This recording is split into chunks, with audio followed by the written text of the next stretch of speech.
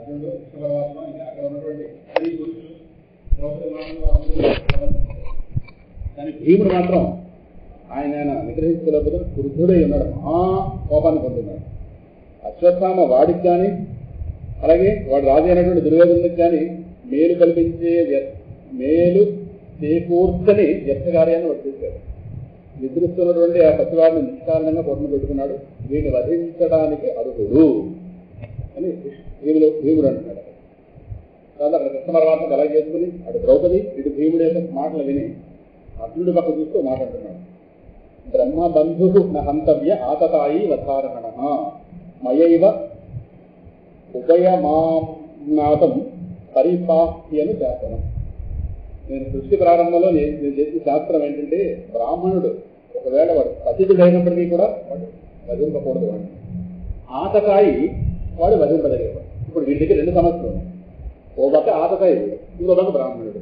చంపాలా చంపద్దా? ఇప్పుడు కదా సిగ్గు కూడా. ఆతకాయి అయితే చంపాలి, నేను శాస్త్రం పెట్టాను. బ్రాహ్మణుడైతే వాడు పతితుడైనప్పటికీ కూడా చంపకూడదు. ఇప్పుడు నేను ఏం చేయాలి? చంపాలి కానీ చంపకూడదు, చంపకూడదు కానీ చంపాలి. ఆ సిగ్గు కూడా వస్తుంది.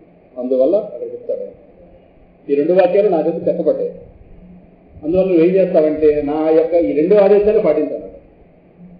అదేంటిది? అయితే చంపడమే చంపకుండా ఉండదు. రెండు చెప్తే మూడో గల జరుగుతుంది.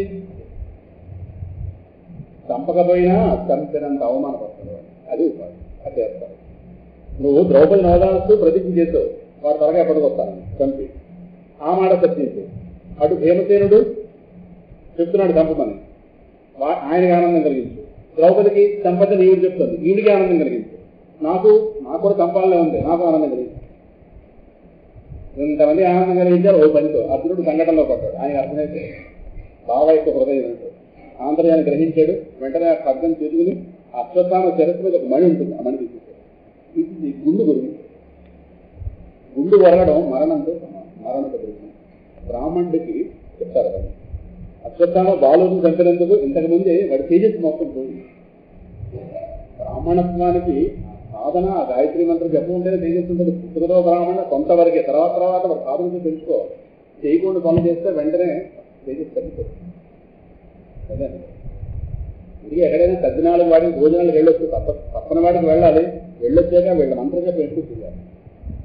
అప్పుడు మళ్ళీ బ్యాలెన్స్ అవుతుంది. లేదా ఎక్కడ పెడితే అక్కడ తిరిగితే, ఎక్కడ పెడితే అక్కడ తిరిగితే దానికి తగిన మంత్ర జపం లేకపోతే తేజస్సు తగ్గిపోతుంది. ముందుకు భయపడతారు ఎక్కడంటే అక్కడ వెళ్ళాలి. ఎవరితో పెడితే ఎవరి ఇంటే వాడి ఇంటికి చెప్పకూడదు, ఎక్కడ పెడితే అక్కడ వెళ్ళకూడదు. అక్కడ ఏ దోషాలు ఉన్నాయో రాసం దెబ్బతినచ్చు. అర్థమైందా? మీకు వీడికి బ్రహ్మ తేజస్సు పోయింది, చేయకుండా పని చేస్తాడు. చేయవలసిన పని చేస్తే తేజస్సు వస్తుంది, చేయకుండా పని చేస్తే తేజస్సు. ఆ నిశ్చయించి అయిపోయాడు. ఆ మణిని బ్రహ్మ తేజస్సు కూడా కోల్పోయాడు. దాంతో బంధ విముక్తులు చేసి ఆ ఇతను తొలగించాడుగా శిబిరం నుంచి బయటకు వెళ్ళాడు. ఇది శిరోముండనం చేయడం, సంపదలు లాక్కోవడం, వాడున్న స్థానం నుండి బయటకు ఎంచేయడం, ఇవన్నీ కూడా అధర్మపరుడైనటువంటి బ్రాహ్మణాదముల్ని వధించడంతో సమానం. ఇది శాస్త్రవచనం. అందువల్ల అటు వాళ్ళకి ఆనందం కలిగింది, ఇటు ఆనందం కలిగింది. భీముడు కూడా కొద్దిగా చదువుకున్నాడు. ఇది ఆయనకి శాస్త్రం తెలుస్తాను. ఎంతకన్నా వాళ్ళకి శారీరకమైన శిక్ష మరొకటి బ్రాహ్మణుని వధించకూడదు. ఒక మీద ద్రౌపది పాండవులు కూడా వాళ్ళ పుత్రుల మరణ కారణానికి చాలా శోకం పొందారు. ఆ మృతులైన పుత్రులకు కాస్త వాళ్ళ అంత్యక్రియలు ప్రధాన సంస్కారాలు అవి చేశారు. అక్కడితో 7వ అధ్యాయం పూర్తయింది. 8వ అధ్యాయం మొత్తం మీద వీడికి యుద్ధం మారిందా? బుద్ధి మారలేదు. వీడికి ఇంకా పాపం పెరిగిందా? ఈ 8వ అధ్యాయంలో ఆ తల్లి గర్భంలో ఉన్నటువంటి పరిస్థితులను పరమాత్మ రక్షించడం, కుంతీదేవి చేసినటువంటి అద్భుతమైన స్థితి. ధర్మరాజు గారు కాస్త ఆ బంధువుల మృతికి యుద్ధంలో తెలిసిన వాళ్ళని ఉన్నదే వాళ్ళ కోసం వేడిస్తాడు. యుద్ధానికి ముందు అర్జునుడు ఏడ్చాడు, యుద్ధం అయ్యాక ధర్మరాజు గారు ఏడ్చాడు. ఏడుపులని అది చాలా ఎక్కువ ఏడ్చాడు. ఎంత ఏడ్చాడంటే ద్వారక వెళ్ళబోతున్న కృష్ణుడి ప్రయాణం కూడా ఆపబోతుంది.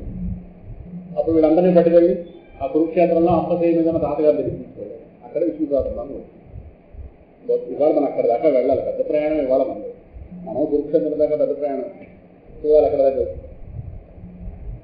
అదే మీరు బాగా నీళ్లు తాగించారు, చాలా అవసరం వచ్చింది. మీరు నీళ్ళు తాగించారంటే గొప్ప అనుకోకండి, గోడపడలేదని అర్థం. ఇవి ఇప్పుడే చెప్పేస్తున్నారు, రేపు సోమవారం సత్సంగం మన క్లాస్ అక్కడ ఏర్పాటు చేయించండి. కాదు, ఇప్పుడు కొంతమంది ఆ టైంలో వస్తున్నారు, వాళ్ళకి ఇబ్బంది అవుతుంది వినండి. అది అది కొంతమంది 6:30కు వస్తున్నారు సత్సంగం, మరి వాళ్ళకి ఇబ్బంది అవుతుంది. అందువల్ల అందరూ వచ్చేది ఇక్కడ ఎవరో ఏదో అవుతుంది మొత్తం మీద. ఇప్పుడు ఆ వచ్చిన వాళ్ళకి కూర్చుంటారు, నేను ఆపకూడదు, భాగవతం చెప్తాను. సో ఇది ఆకూడదు సత్సంగం బట్టి. ఈ సత్సంగ ప్రాంగణం కనుక ఇక్కడ ఏర్పాటు చేసి ఉండండి. వచ్చేవాళ్ళు ఎక్కడ ఉంటారు, ఆ వచ్చేవాళ్ళు ఎక్కడ రండి, ఏదో ఒక మొత్తం. ఈ కారణంగా అది ఆగింది అనేటటువంటి ఒక అపవాదం మాత్రం రాకూడదు. సత్సంగా టైము మార్చకూడదు, ఎందుకంటే ఎప్పుడు జరిగే సత్సంగా అది జరుగుతుంది. 6-7:30 ఏదో మొత్తం. కొంతమంది ఆ టైం బట్టి వస్తారు, వాళ్ళు మళ్ళీ ఏదో అనకూడదు ఈ కార్యక్రమాన్ని. ఎందుకంటే భాగవతాన్ని అందించే దోషం వాళ్ళకి రాకూడదు, అవకాశం ఇవ్వకూడదు. అందువల్ల రేపు ఇది అక్కడ ఇది బల్ల అక్కడ పడేస్తే ఎల్లుండి వాళ్ళు తెచ్చుకున్నాం, వాళ్ళు మర్చిపోతాను. అందుకే జ్ఞాపకం వస్తుంది. స్వాగతం.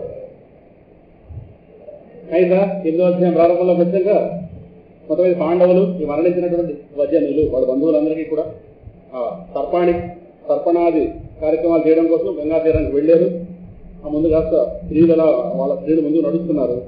మొత్తం మీద ఆ మృతులైనటువంటి బంధువులందరికీ కూడా శిలోదకాలు ఒక్కొక్కరు సమర్పిస్తున్నారు. ఒక్కొక్కరు పేరు చెప్పడం, ఒక్కొక్కరు వాళ్ళ పేరు తెరవడం, గోత్రనామాలు చెప్పడం మొత్తం జరుగుతుంది. వాళ్ళ గుణగణాల గురించి ఎంత మహాత్ముడు వీడు వాడు మొత్తం మీద అందరూ వాళ్ళు గొప్ప ప్రశంసించుకుంటూ ఒక ఏడుస్తున్నారు. మొత్తం మీద వాళ్ళందరూ కూడా ఆ గంగా జలాలతో స్నానాలు ఆచరించారు. మొత్తం మీద అటు వెంబడి ధర్మరాజు గారు, తమ్ముళ్ళు, ధృతరాష్ట్రుడు, ఇంకా మొత్తం 100 మంది పుత్రులను కోల్పోయి దుఃఖంతో కూడినటువంటి గాంధారి, ద్రౌపది, 5 పుత్రులు కోల్పోయింది ఈవిడ, కుంతి. మొత్తం మీద పెద్ద కొడుకు ఉన్నారు కానీ పెద్ద కొడుకు పోయాడు, ఆవిడ పోవాలి. మొత్తం ఎవరు శాంతిగా ఒక్కొక్కడికి ఒక సమస్య. ఎంతమంది మొత్తం మీద అందరూ కూడా ఆ మృతులైనటువంటి ప్రజల కోసం దుఃఖిస్తున్నారు. అప్పుడు పరమాత్మ ధౌమ్యుడు ఎవరంటే పాండవుల యొక్క పురోహితుడు.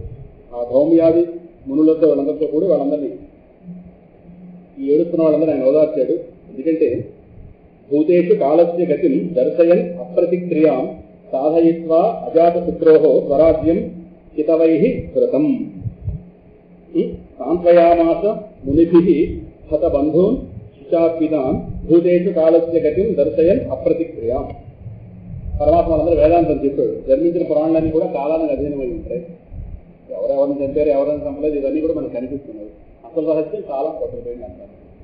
కాలం కబళించడానికి ఏదో ఒక ఉపాయం చూపిస్తుంది లోకంలో. మృత్యు నుండి ఎవరు తప్పించుకోలేరు అనేటువంటి ఒక ఉపశాంతి వచనాలు అందరికీ చెప్పి మొత్తం మీద సాంత్వన కలిగించాడు అన్న వాళ్ళందరికీ. మొత్తం మీద పరమాత్మ అజాత శత్రువైనటువంటి ఆ ధర్మరాజు గారి యొక్క రాజ్యం ధూర్తుల చేత, ఈ పాపాత్ముల చేత అన్యాయంగా లాగుకోనబడిన దాన్ని తిరిగి ఆయన మళ్ళీ చూపించాడు.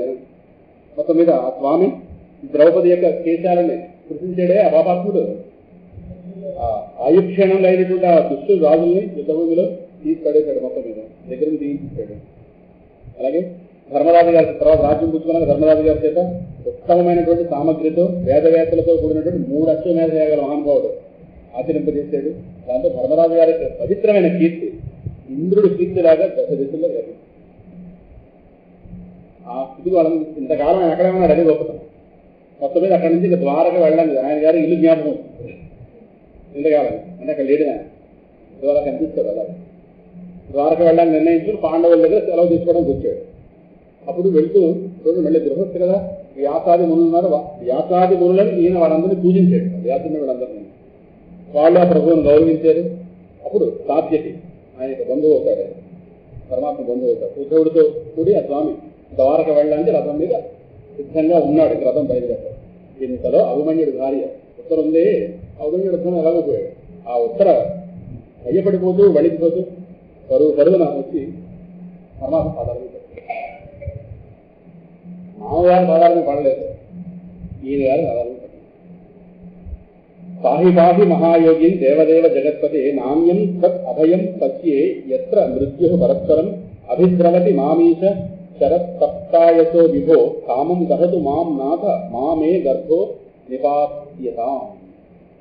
కృష్ణ దేవదేవ జగదీశ్వర రక్షించి మహాయోగివి, నువ్వు తప్ప ఈ లోకంలో నాకు అభయం ఇచ్చేవాళ్ళు ఎవరూ లేరు.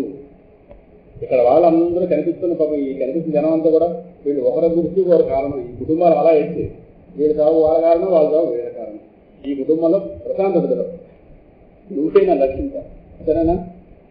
పరస్పరం ఒకరి మృత్యు ఒక కారణం అయిపోతున్నారు ఇక్కడ. ఏదో వాడిని వీళ్ళు చంపాడు, ఇప్పుడు అశ్వత్థామ ఏదో ఇంత ఘోర కాదుని చేశాడు.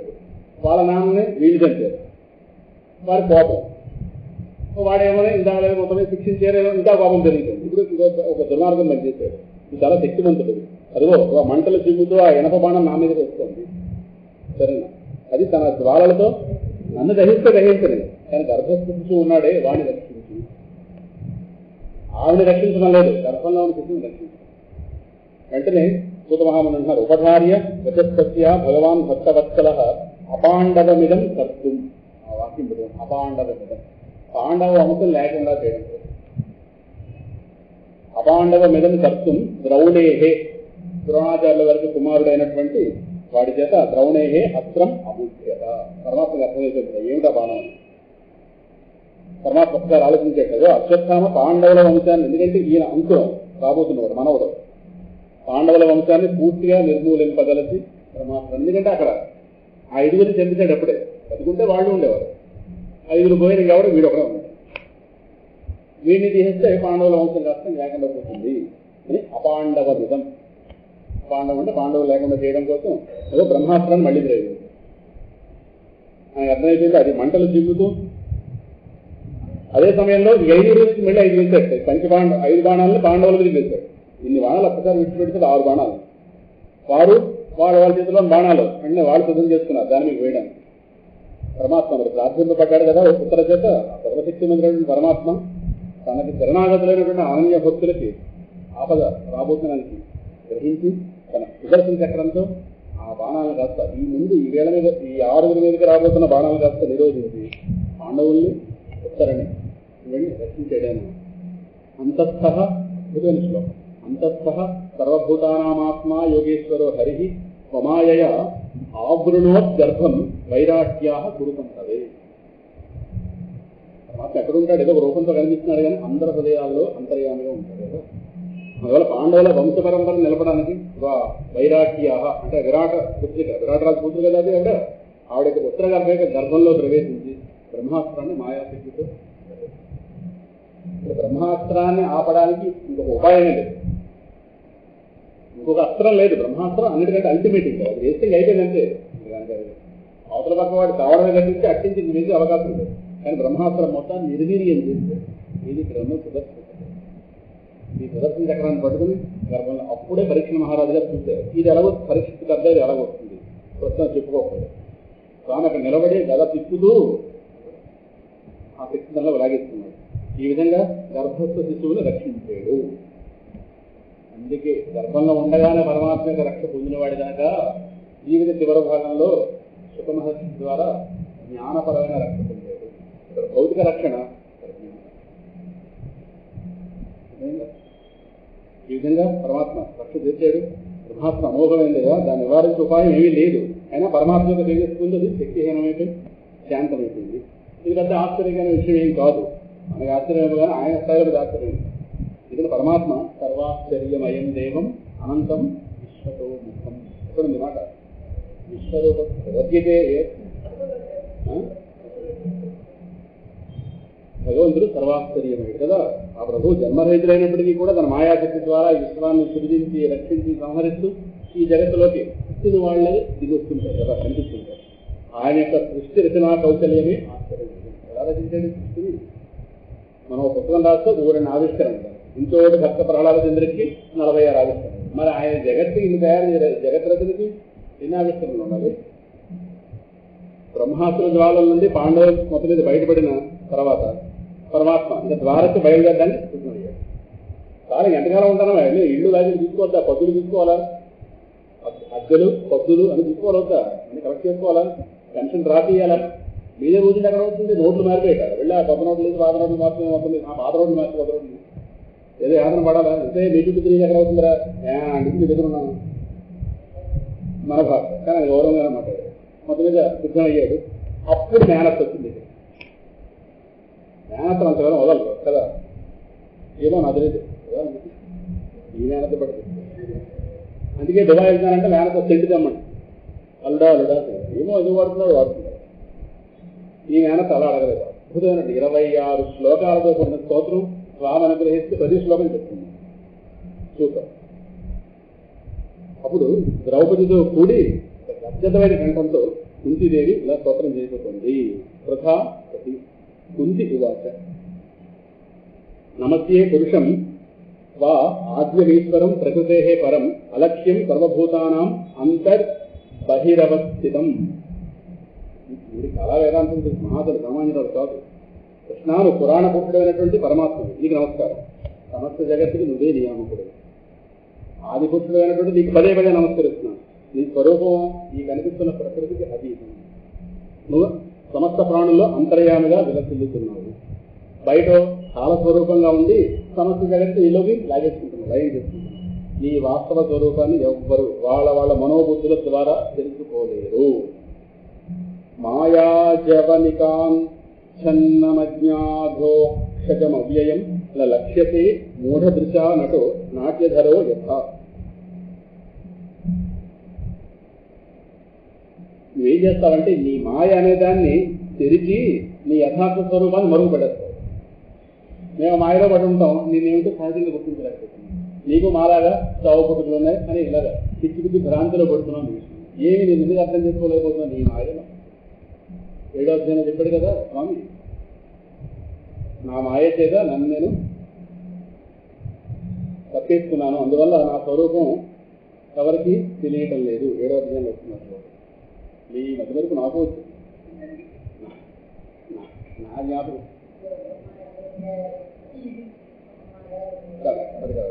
ఆ వరసలో నాహం ప్రకాశ సర్వస్య యోగమాయ సమావృత మూఢోయం నాభిజానాతి లోకో మామయ మవ్యయం. పర్వాలేదు, రక్షించబడండి. నేను అందరికీ తెలియబడేవాడిని కాదు, కారణం యోగమాయ సమావృత. దుప్పటి కప్పించుకున్నవాడు దుప్పట్లో ఎవడో ఉన్నాడో తెలుస్తున్నది, ఎవడున్నాడో తెలుస్తుంది. అలాగే మాయన ఆవరణకి వెనకాల ఉంటాడు కదా ఆధారంగా. మనం ఈ మాయతో కూడిన కాలంతో ఉంటాం, అందువల్ల నాకు అన్నింటికి నామపడతాడు. ఆయన తత్వం ఎవరికి యోగుల తత్వం, ఆ మాట చెప్తున్నా మాట. నేను మూర్ఖురాలు, నువ్వు శాశ్వతుడు, ఇంద్రియాతీతుడు అయినటువంటి నిన్ను నేను ఆదరించుకోగలను. జ్ఞానతంతో జ్ఞానం తెలుసు. గారడీ వాడి యొక్క చేతి ఒడుపు సాధారణ వ్యక్తులకు వంటచ్చు, అర్థమవుతుందా? వాడు ఆ గారడతనంలో పడిపోయి ఎలా దొరుకుతుందో అంటారు, కానీ వాడి చేతిలో ఉన్న మణికట్టు అంటారే, మణికట్టు విద్య, అది ఎలా అర్థమవుతుంది, అలా ఎలా అంతపట్టదో ఈ లోకోత్తరమైనటువంటి నీ అద్భుత లీలలు నా వంటి స్త్రీ యొక్క చర్మచక్షువులకి ఎలా గోచరమవుతాయి. తగ్గి మాట్లాడుతుంది. ఇంకా నిర్మలమైన మనస్సున్న వాళ్ళు, జీవన్ముక్తులైనటువంటి పరమహంసులు నిన్ను సదా వాళ్ళ హృదయాలు దర్శిస్తుంటారు.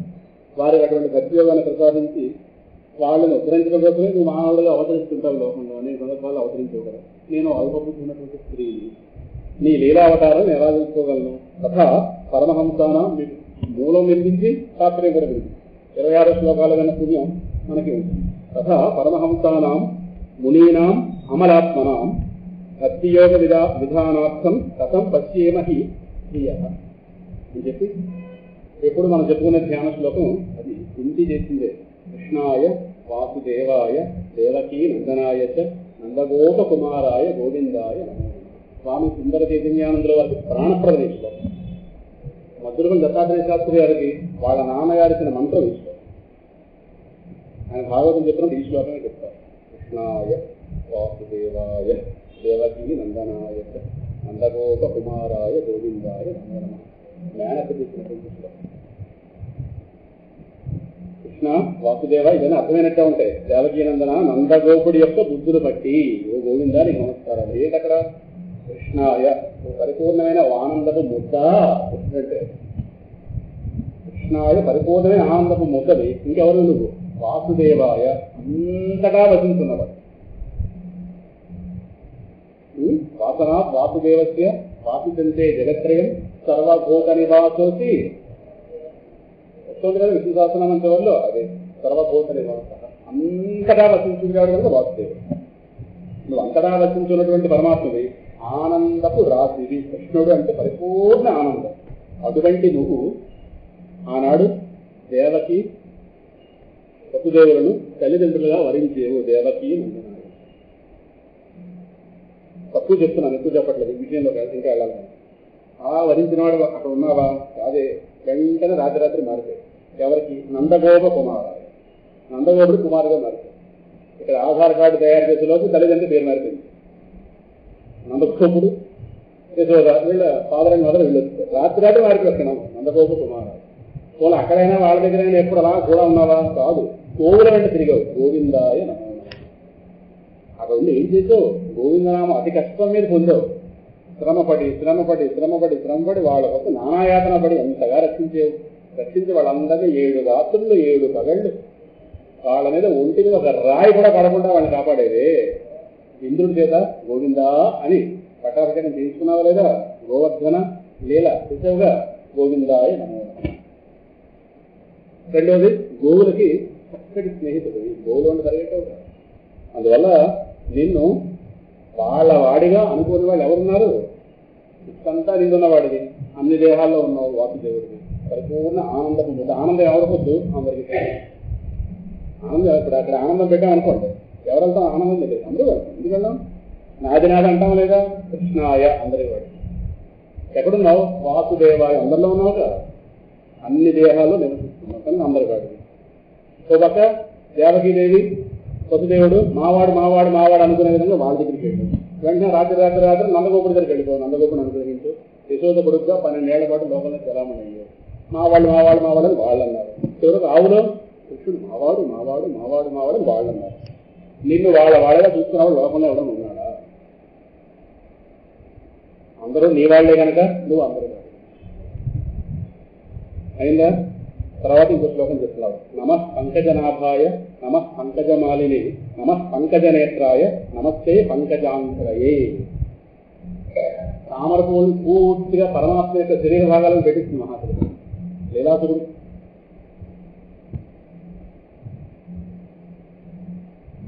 ఆలవార్లు కులశేఖర ఆలవారు ఎవరే కాదు, వీడు కూడా పనిచేస్తుంది. కృష్ణాను ఎవరివి? నమః పంకజనాభాయ. నీ నాభిస్థానంలోంచి పంకజం అంటే ఆ తామర పువ్వు వచ్చిందే, ఆ తామర పువ్వు నీ నాభయందు ఉత్పన్నమైనటువంటి కమలం ఏదైతే ఉందో బ్రహ్మదేవుడు జన్మస్థానం. పంకజనాభుడు తన యొక్క నాభయందు పంకజము కలవాడు. అది బ్రహ్మగారికి ఉత్పన్న స్థానమైంది. ఇంకా నమః పంకజమాలిది, తామర పూలు మాల వేసుకుంటావు. తామర పువ్వు జ్ఞానానికి సూచన. పంకజమాలిది, తామర పూలు మాల వేసుకుంటాట పరమాత్మ. అర్థమైందా? తామర పూలు మాల వేసుకుంటాడంటే ఒక్కొక్క తామర పువ్వు ఒక్కొక్క బ్రహ్మగారి. ఎన్నో యుగాలు నడిస్తే ఒక్కొక్క యుగాన్ని ఒక బ్రహ్మగారు. ఒక్కో యుగం అవగానే ఆ తామర పువ్వు చూసి మీరు దయచేసుకుంటారు. అదే వాడతావు. మన తామర పువ్వు వాడిపోతే అది వాడతావు. ఇలాగా మెల్లే ఇన్ని తామర పువ్వులు ఉన్నాయంటే ఇప్పటికి ఎంతమంది బ్రహ్మగారులు ఉన్నారు లెక్క పెడితే, ఇవి లెక్క పెడితే ఇప్పటికి ఎంతమంది బ్రహ్మగారులు కదా. అదే పరమశివుడు పరంగా చెప్తే ఒక్కొక్క కపాలం ఈ దయచేసుకుంటాడు. ఎవరితో? ఓ బ్రహ్మగారి కపాలం. ఈ బ్రహ్మగారు మాల కానీ ఈ కపాలం దయచేస్తుంది. కపాల మాల ఆయనకి, తామర పూల మాల అది. నమః పంకజనేత్రాయ. ఇక తామర పూలు వంటి కళ్ళు. నమః పంకజాంధ్రయే, తామర పూలు వంటి పాదములు కలవాడు. మొత్తం తామరమయం అయిపోయింది అంత, పద్మమయం. అటువంటి నీకు నమః నమస్కారం. యథా ఋషికేశ ఖలేన దేవకీ కంసేన రుద్ధాతిచిరం చాపిక విమోచితాహం చ సహాత్మజా విభో స్వయైవ నాభేన ముహు విపద్గణాస్తి. కృష్ణ అరుగా కౌతుడు దుష్టుడు దేవకీదేవిని చాలాకాలం చెరలో ఉంచాడు. ఆవిడ చాలా ఏడ్చింది, శోకగ్రస్తమైంది. ఆమెకి నీ అనుగ్రహం వల్ల బంధం విధిస్తుంది. అంటే కంసుడు చనిపోయి మొదలు వెంటనే వాళ్ళు చేయడం చేశారు. అలాగే మనం ఏం చేస్తావంటే నన్ను, నా కుమారులు కూడా పలు పర్యాయాలు చాలా ఆపదలను రక్షించారు. దీని కృతజ్ఞతావిష్కరణ. చాలా ఆపదలను రక్షించు. ఆపద రెండు చెప్తుంటారు. విషాత్ మహాగ్నేహే పురుషాత్ అదర్శనాత్ అసత్ సభాయా వనవాసకృత్రత మృధే అనేక మహారథాస్త్రతో దౌన్యస్త్రతాస్మ హరేహే అభిరక్షిత. ఇప్పుడు ఇంతకు ముందు జరిగినటువంటి రక్షణ ఏదైతే ఉందో, ఉత్తరణ ఉభయుడి భార్యను రక్షించేవుగా, అక్కడ దాకా ప్రారంభం నుంచి అన్ని లిస్టు చెప్పింది. నువ్వు సర్వశక్తివంతుడు. మమ్మల్ని విష ప్రమాదం రక్షించేవారు. భీముడికి విషయం పెట్టాడు, పరమాత్మ రక్షించాడు. లక్క ఇంట్లో మంటలు పెట్టించారు. మమ్మల్ని ఉపాధి ముందే మాకు సలహా చెప్పావు, వెంటనే మమ్మల్ని అండర్ గ్రౌండ్ వే తయారు చేస్తే బయటకు లాక్కొచ్చావు. అలాగే హిడింబాది రాక్షసుల వాళ్ళ వల్ల కలిగేటువంటి విపత్తులు ఏవైతున్నాయో వాళ్ళ నుంచి రక్షించావు. ఇంకా మాయాద్యూత సభలో ఆ దుష్టాత్ములైనటువంటి దుర్యోధనాలు ఉన్నారే, వాళ్ళని ఏర్పడిన పరాభవాలను కూడా రక్షించావు. పరాభవం అంటే వాళ్ళు తీసుకు పట్టించావు. వెళితే అప్పటికేదో ఆపేవు మొత్తం మీద వాళ్ళు ఏదో అరణ్యవాసులు వెళ్ళినా నువ్వే వెంటుండి రక్షించు, దొరికిపోకుండా ఆ ఏడాది పాటు అజ్ఞాతవాసులు నువ్వే కాపాడే ప్రతిక్షణం. అలాగే ఇలాగా పలు విధాలైనటువంటి వనవాస క్లేశాల నుండి కురుక్షేత్రంలో సరే ఇంకా మహారథులు సామాన్యుల వాళ్ళు విడిచిన శస్త్రాస్త్రాల నుండి నా కొడుకు అర్జునుడు కాపాడినాడు. ఇది యుద్ధం చివరిలో తెలుస్తుంది. అర్జునుడు మహావీరు ఆయన పాపం ఏం జరిగిందో తెలియదు. ఆయన వచ్చిన ప్రతి అస్త్రాన్ని నేను కాల్చుతుంది. యుద్ధం అంతా అయిన తర్వాత చివరిలో వెళ్ళగానే అర్జున నువ్వు ముందు దిగంటాడు. లెక్క ప్రకారం ఈయన దిగి ఆయన గారు తలుపు తీయాలి. ఆసారి మాత్రం నువ్వు దిగన్నాడు. అర్జునుడు కొంచెం అవమానం కలిగింది. అదేంటి నువ్వు దిగి తలుపు తీయాలిగా నన్ను దిగమంటాడు. చెప్పుతున్నాను దిగు అన్నాడు.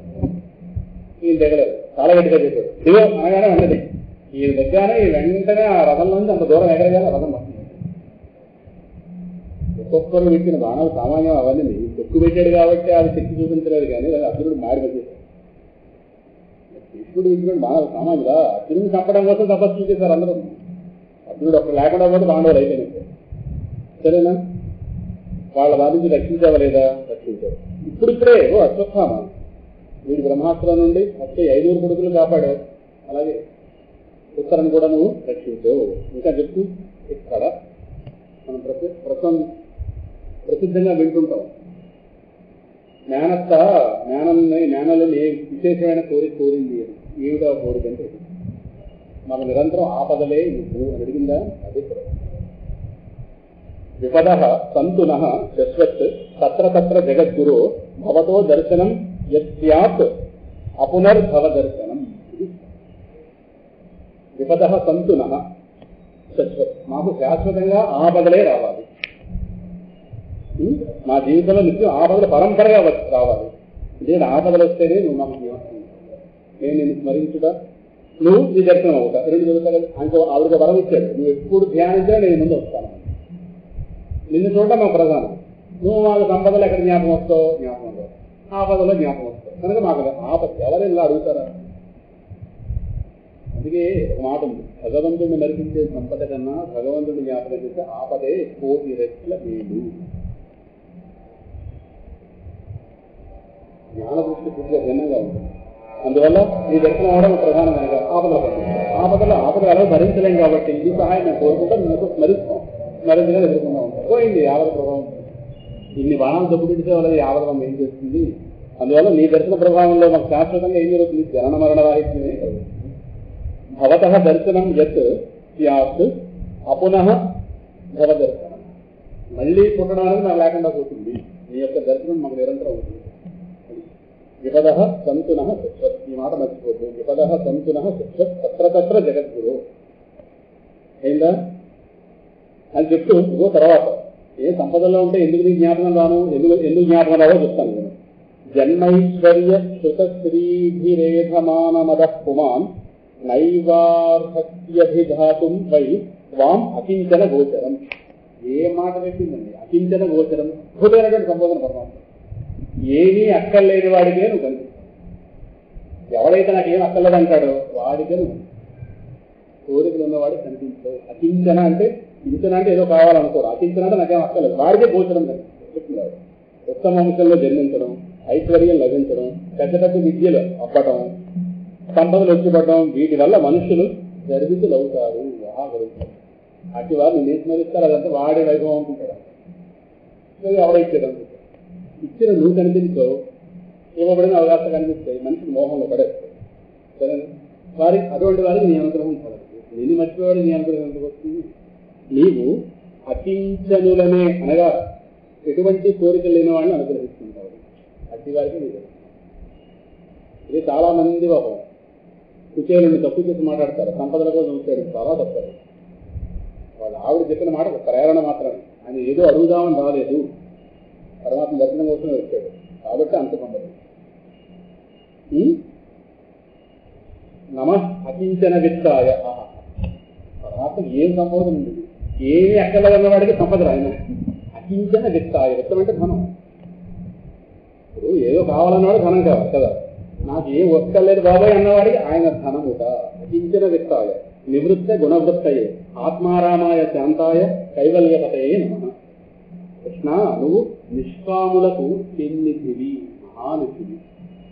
మాయా ప్రపంచం నేను ఏమాత్రం స్పృశించదు. నేను చెప్పిన మాయ నేనే స్పృశించింది. నువ్వు ఆత్మానంద స్వరూపుడివి, పరమశాంతి నువ్వు, మోక్షదాయకుడు నువ్వే. అటువంటి నీకు పదే పదే నీకు నమస్కారం.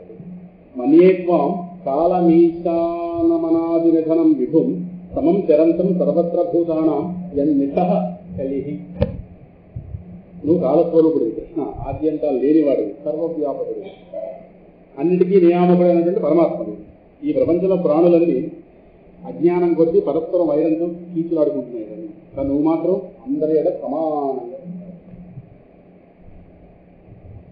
నీకు భేదాలు అదేం చెప్పుకున్నాం కదా, సమరసం సమారసం అదేం సబ్జెక్ట్. పరమాత్మ అందరి ఎడ సమాన దృష్టి. సరే, మాకు ఆ వైరభావాలు రకరకాలు ఉంటాయి. ఇవన్నీ నవేద కచ్చిత్ భగవన్ చికీర్షితం తవేహమానస్య నృణాం విడంబనం నయస్య కచ్చిత్ దయితోస్తి కర్హిచిత్ ద్వేష్యశ్చ యస్మిన్ విషమామతిర్ నృణాం. నృణాం అని చెప్తే పరమాత్మ, నువ్వు మనుషుల్లాగా వచ్చి ఏదో మనిషి రూపంలో ఉన్నావు కదా, నువ్వు ఆ లీలలు చేస్తున్నప్పుడు నువ్వు ఏమి చేయబోతున్నావో ఎవరు, అసలు నువ్వు ఏం చేయబోతున్నావో ఎవరు చెప్పలేరు.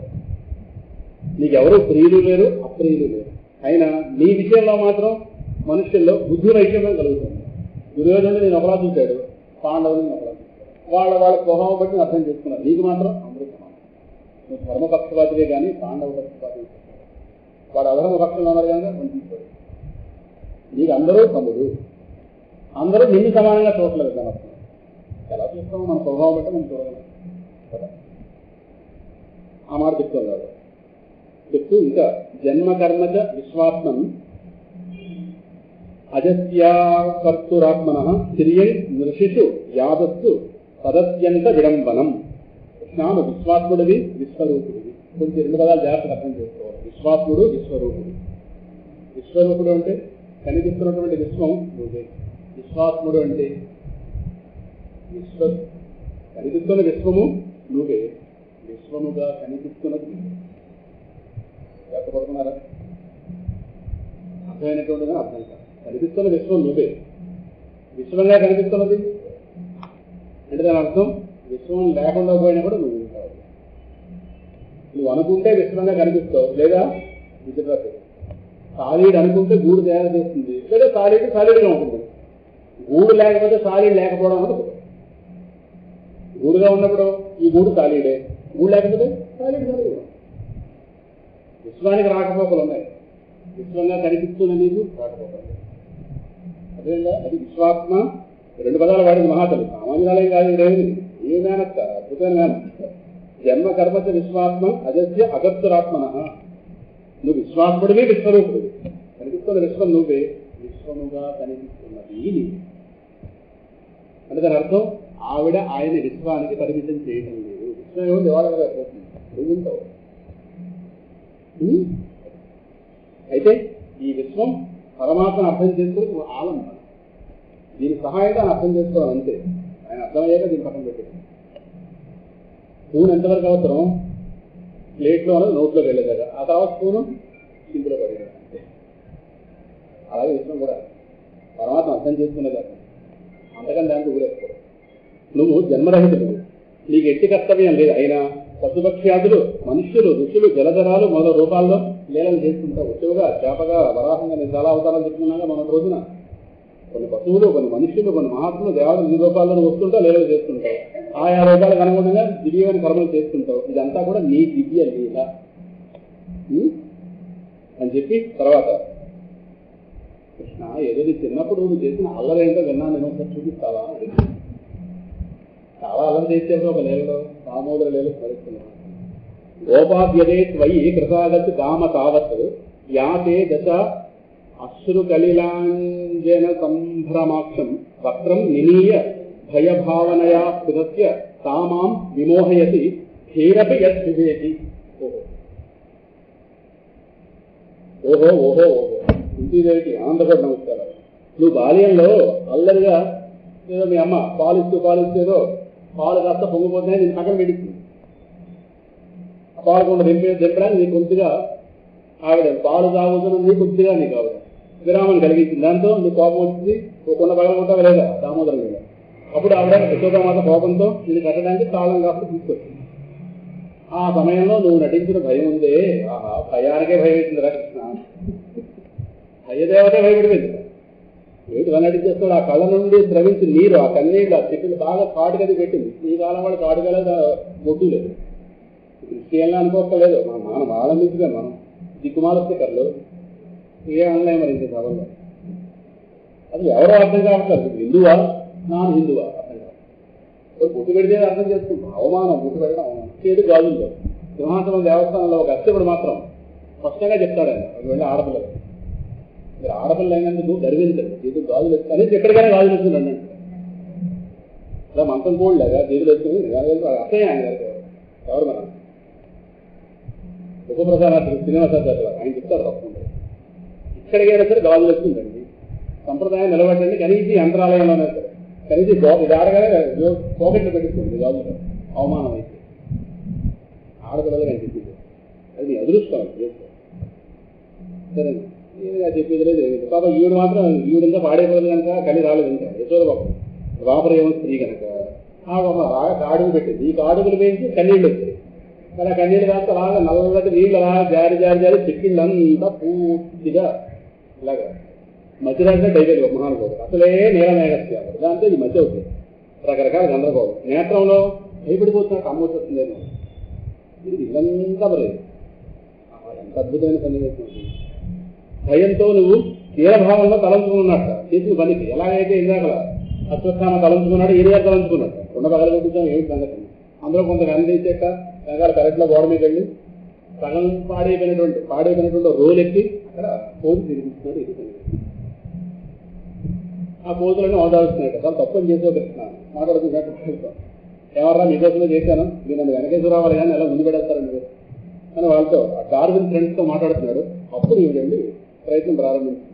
ఆ సమయంలో అంటే అమ్మకు నువ్వు పడిన భయం చూసి భయం కూడా నేను చూసి భయపడిపోయింది. ఆ సమయం అమ్మకి భయపడుతున్న నిన్ను చూసి భయదేవత భయపడింది. ఓసారి ఆ భయం నటిస్తావా? ఊరుకోక ఏదో అలా స్తోత్రం చేస్తున్నావు, ఇవన్నీ నటించుకుంటే బాగుండదు. నేను చాలా ఆశ్చర్యం గురైతే ఆ నోట విన్నాను. అప్పట్లో ఉత్తరం వచ్చింది మొత్తం మీద. ఆ మేనల్ని ఎక్కడ ఉన్నాడో తెలుస్తుందా? ఆ నోట ఈ నోట ఇలాగ నీ లేళ్ళన్నీ మన చెవులో పడ్డాయి. ఆశ్చర్యపడితే ఇదేంటి, నువ్వు ఇలా భయం అనే గట్టం పట్టుకుంటే ప్రపంచం నడుస్తుంది కదా, నువ్వు ఒకనొక అపలకి భయపడ్డానంటే ఇది అంతగా దిగిపోతావా? విస్మయానికి గురవుతున్నాను నేను. సామాం విమోహయతి హేనటి గర్భేసి. ఎంత అది దివ్యలీల కాకపోతే మరొకటి అవుతుందా? కొద్దిగా నటించుతారు. కేచిత్ ఆహురజం జాతం పుణ్యశ్లోకస్య కీర్తయే యదోహో ప్రియస్యాన్వవాయే మలయస్యేవ చందనం. కృష్ణ జన్మే లేని నువ్వు మానవుడే జన్మించుక అసంభవించింది. అసలు ఏమంటే ఏదో ప్రారంభాల్లో ఉన్నావు, రాక తప్పటం నీకేమిటి కర్మ? అయితే ఎలా ఉందంటే మాకు అర్థమైంది.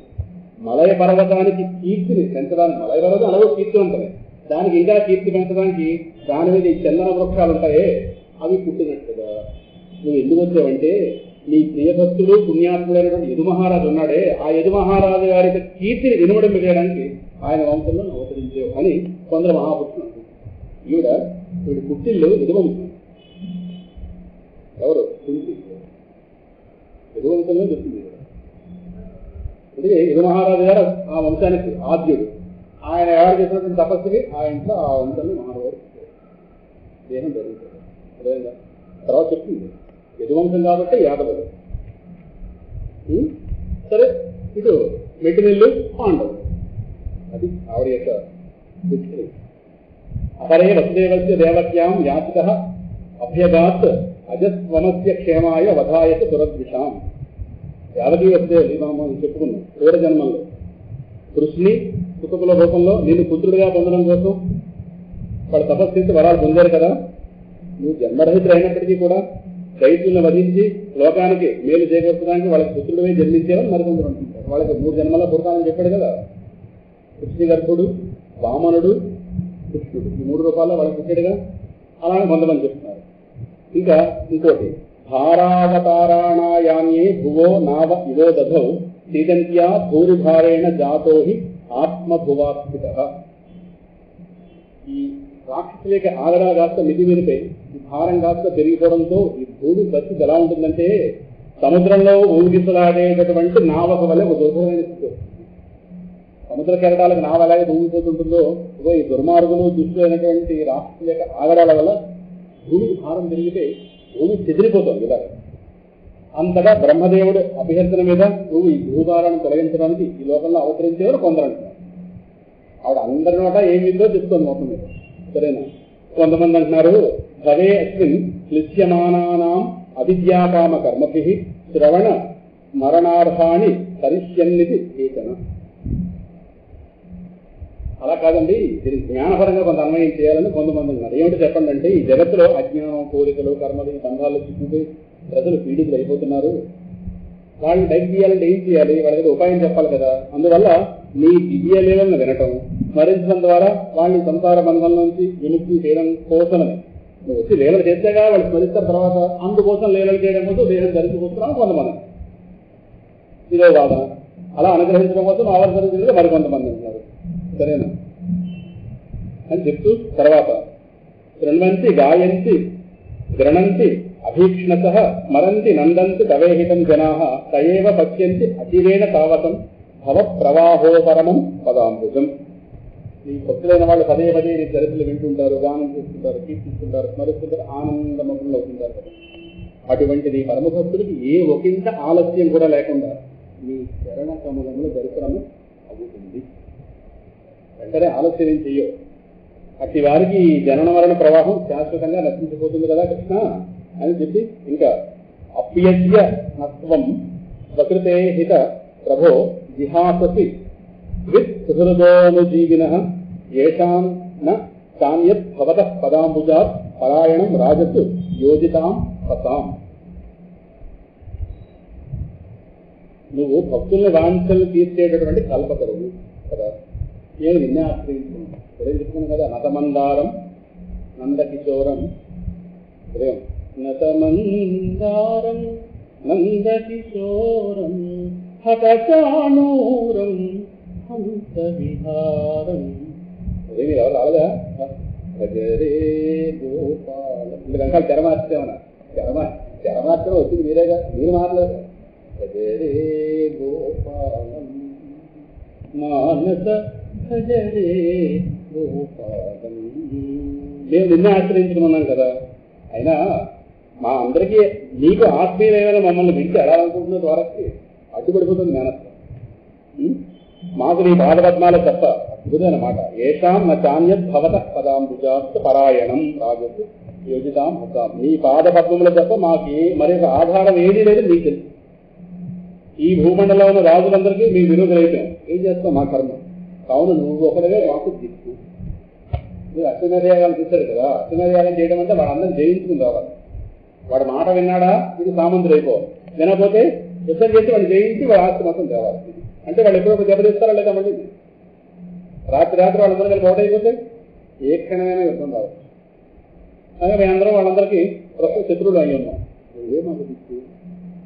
ఆ మాట గుర్తుపెట్టుకోండి. నా చాన్యత్ భవతః పదాంబుజాత్ పరాయణం. నీ పాదపద్మములే మాకు దిక్కు. ఇది చెప్పిందా కేవలం నామరూపాభ్యాం యదుభిః సహ పాండవాః భవతః అదర్శనం యర్హి కృషీకాణామివేసితు. ప్రాణం లేకపోతే ఇంద్రియాలు ఏమవుతాయి? శక్తిహీనాలు అయిపోతాయి కదా.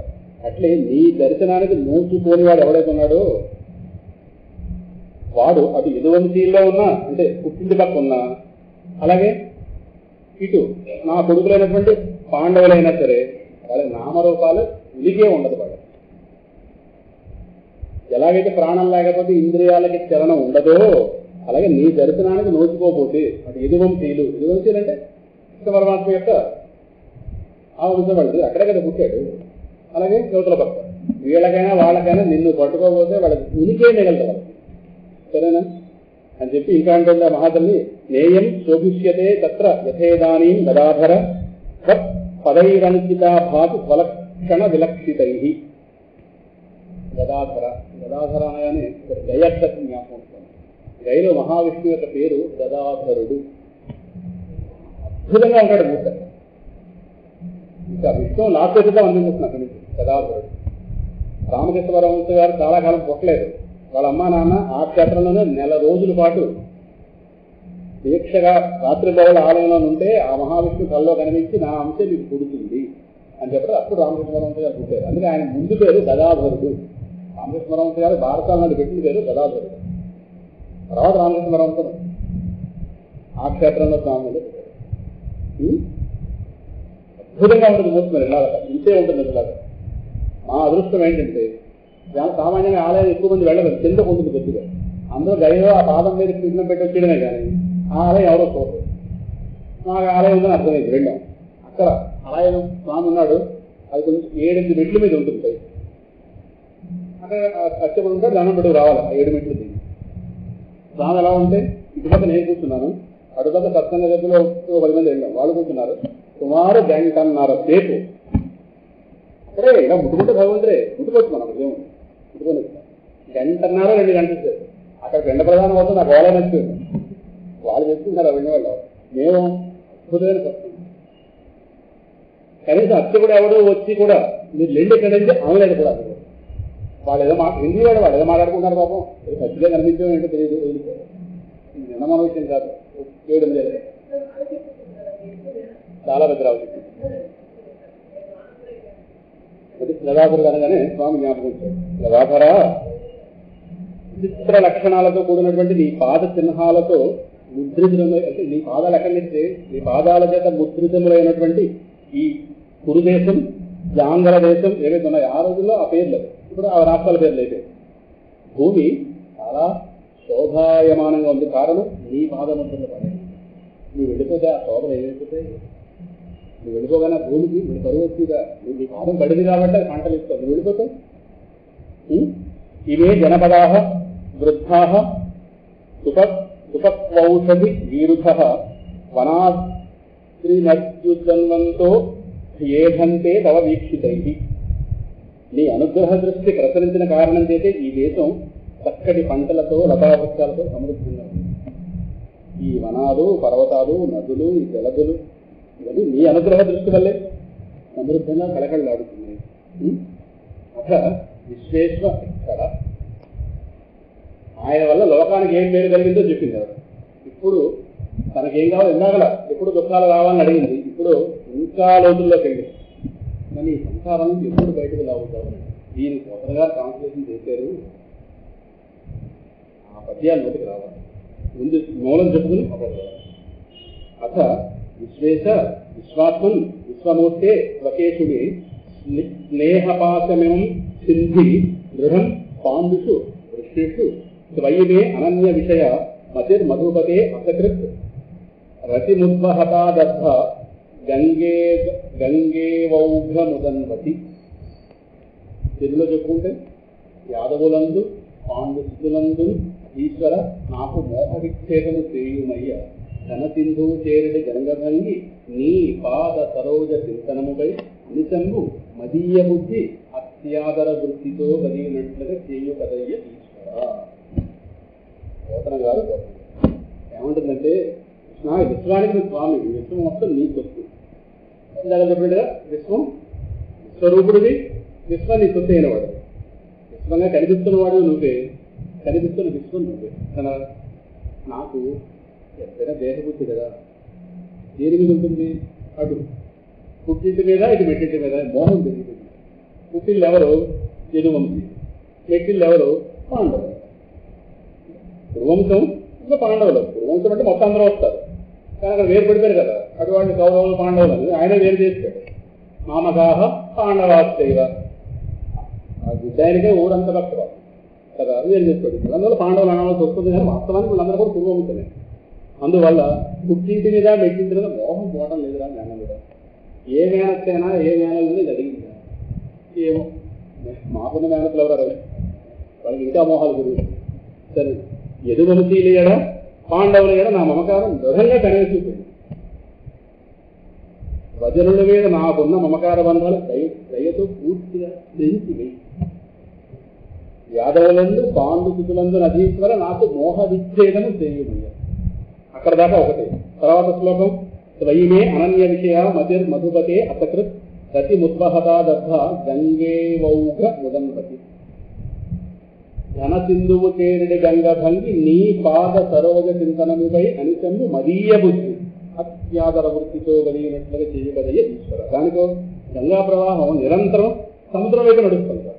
దానికి వేరే పని ఉండదు. నిరంతరం సముద్రంలోకి అనవరతం సముద్రంలోకి ఎలాగే లీనమవుతుందో నా బుద్ధి ఇగో ఈ ఇతర విషయాల మీద జోలికి పోకుండా నిరంతరం నీ పాదాల గంధములు ఎందే నిమగ్నమై ఉండేటట్టుగా అనుగ్రహించు. ఇక్కడ 2 శ్లోకాల్లో ఉన్నదాన్ని బోధన పద్యంలో రాదు. అత్యాదర వృత్తి మనకు నచ్చింది కోరిక, కానీ ఆవిడ అడిగింది. ఇలా ఆవిడ వదిలేద్దాం మనకి పోను.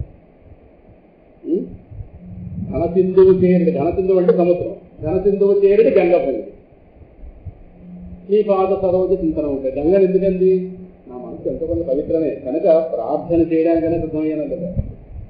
అందులో బోల్డునే గంగ పేరు ఎందుకు చెప్పాలి అంటే ఎంతో కొంత గంగ జ్ఞానానికి ప్రతీక. ఎంతో కొంత స్పృహ ఉంది. ఏమని నువ్వు మేనల్లుడిగా కనిపిస్తున్నా మేనల్లుడు కాదు విశ్వాసం. ఆ మాత్రం జ్ఞానం ఉంది పెద్దల కదా. ఆ మాత్రం జ్ఞానం ఉంది కాబట్టి ఈ నా మనసును గంగ అనుకోవచ్చు ప్రస్తుతానికి. కానీ గంగగా ఉండిపోతే పూర్ణత్వం లేదుగా. నది పూర్ణత్వం ఎక్కడ? సింధు సరిద్వల్లభం. ఎక్కడికి మాట? శివానందల గారి 61వ శ్లోకం. మొట్టమొదటి అన్నిటికంటే ఫస్ట్ చెప్పింది అది. అంకోలం నిజబీజ సంతతి అయస్కాంతోపలం పూర్తిగా సాగంటి వారు ఎక్కువ చెప్తారు. అంకోలం నిజబీజ సంతతి అయస్కాంతోపలం పూర్తిగా సాధ్వీ నైజ విభుం లతా శిధిరుహం సింధు సరిద్వల్లభం ప్రాప్నోతిహ యథ పశుపతే ఆధారవిందద్వయం చేతో వృత్తిరుపేతి తిష్టతి సదా సా భక్తి ఇత్యుచ్యతే. భక్తికి నిర్వచనం చెప్పారు అక్కడ. నది తనలో ఎంతమంది మునుగుతున్నా ఎంతమంది మునగకపోయినా దానికి అనవసరం, దాని గమ్యం అది మిగతా విషయాలు పట్టించుకోరు. పర్వతం అడ్డొస్తే సగం తీసుకుంటుంది. ముళ్ళు తీరేస్తుంటే దాన్ని కొంతమంది రాళ్ళు ఎత్తి కొడితే ఓన్లీ సముద్రంలో గడిపితే పోవాలన్నదాం. కొంతమంది ఓహో గంగా సాయంకాలం హారతి ఇస్తే ఓ నమస్కారం పెట్టుకుంటాను. ఆగిపోతుంది. మనం ఎవరైనా పొగిడితే చాలు మనం వెళుతున్న పని ఆపించి ఇంటికి నిలబడదు కదా. మన ఆవిడ అవ్వలేదు పోతుంది. ఈ మధ్య హారతులు మొదలెట్టారుగా ఆ నదికి ఈ నదికి ఇప్పుడు ఏదో కార్యక్రమం పడుతుంది. ఆవిడ అయిపోయిందా? ఏమో ఆవలేదు, వెళ్ళిపోతుంది. ఆ వెళుతున్న నీరుకి ఇచ్చినా కానీ ఆగిపోయిన నీరుకి ఎక్కడ మంచి ఆవిడ కదా. ఆవిడ లక్ష్యం, ఆవిడ పూర్ణత్వం కావాలి. ఎవడ పూర్ణత్వం? సింధు సరిద్వల్లభం. సరిత అంటే నది. సినిమా ఉంది కదా, పేరు పెట్టుకుంది సరిద్వల్లభుడు.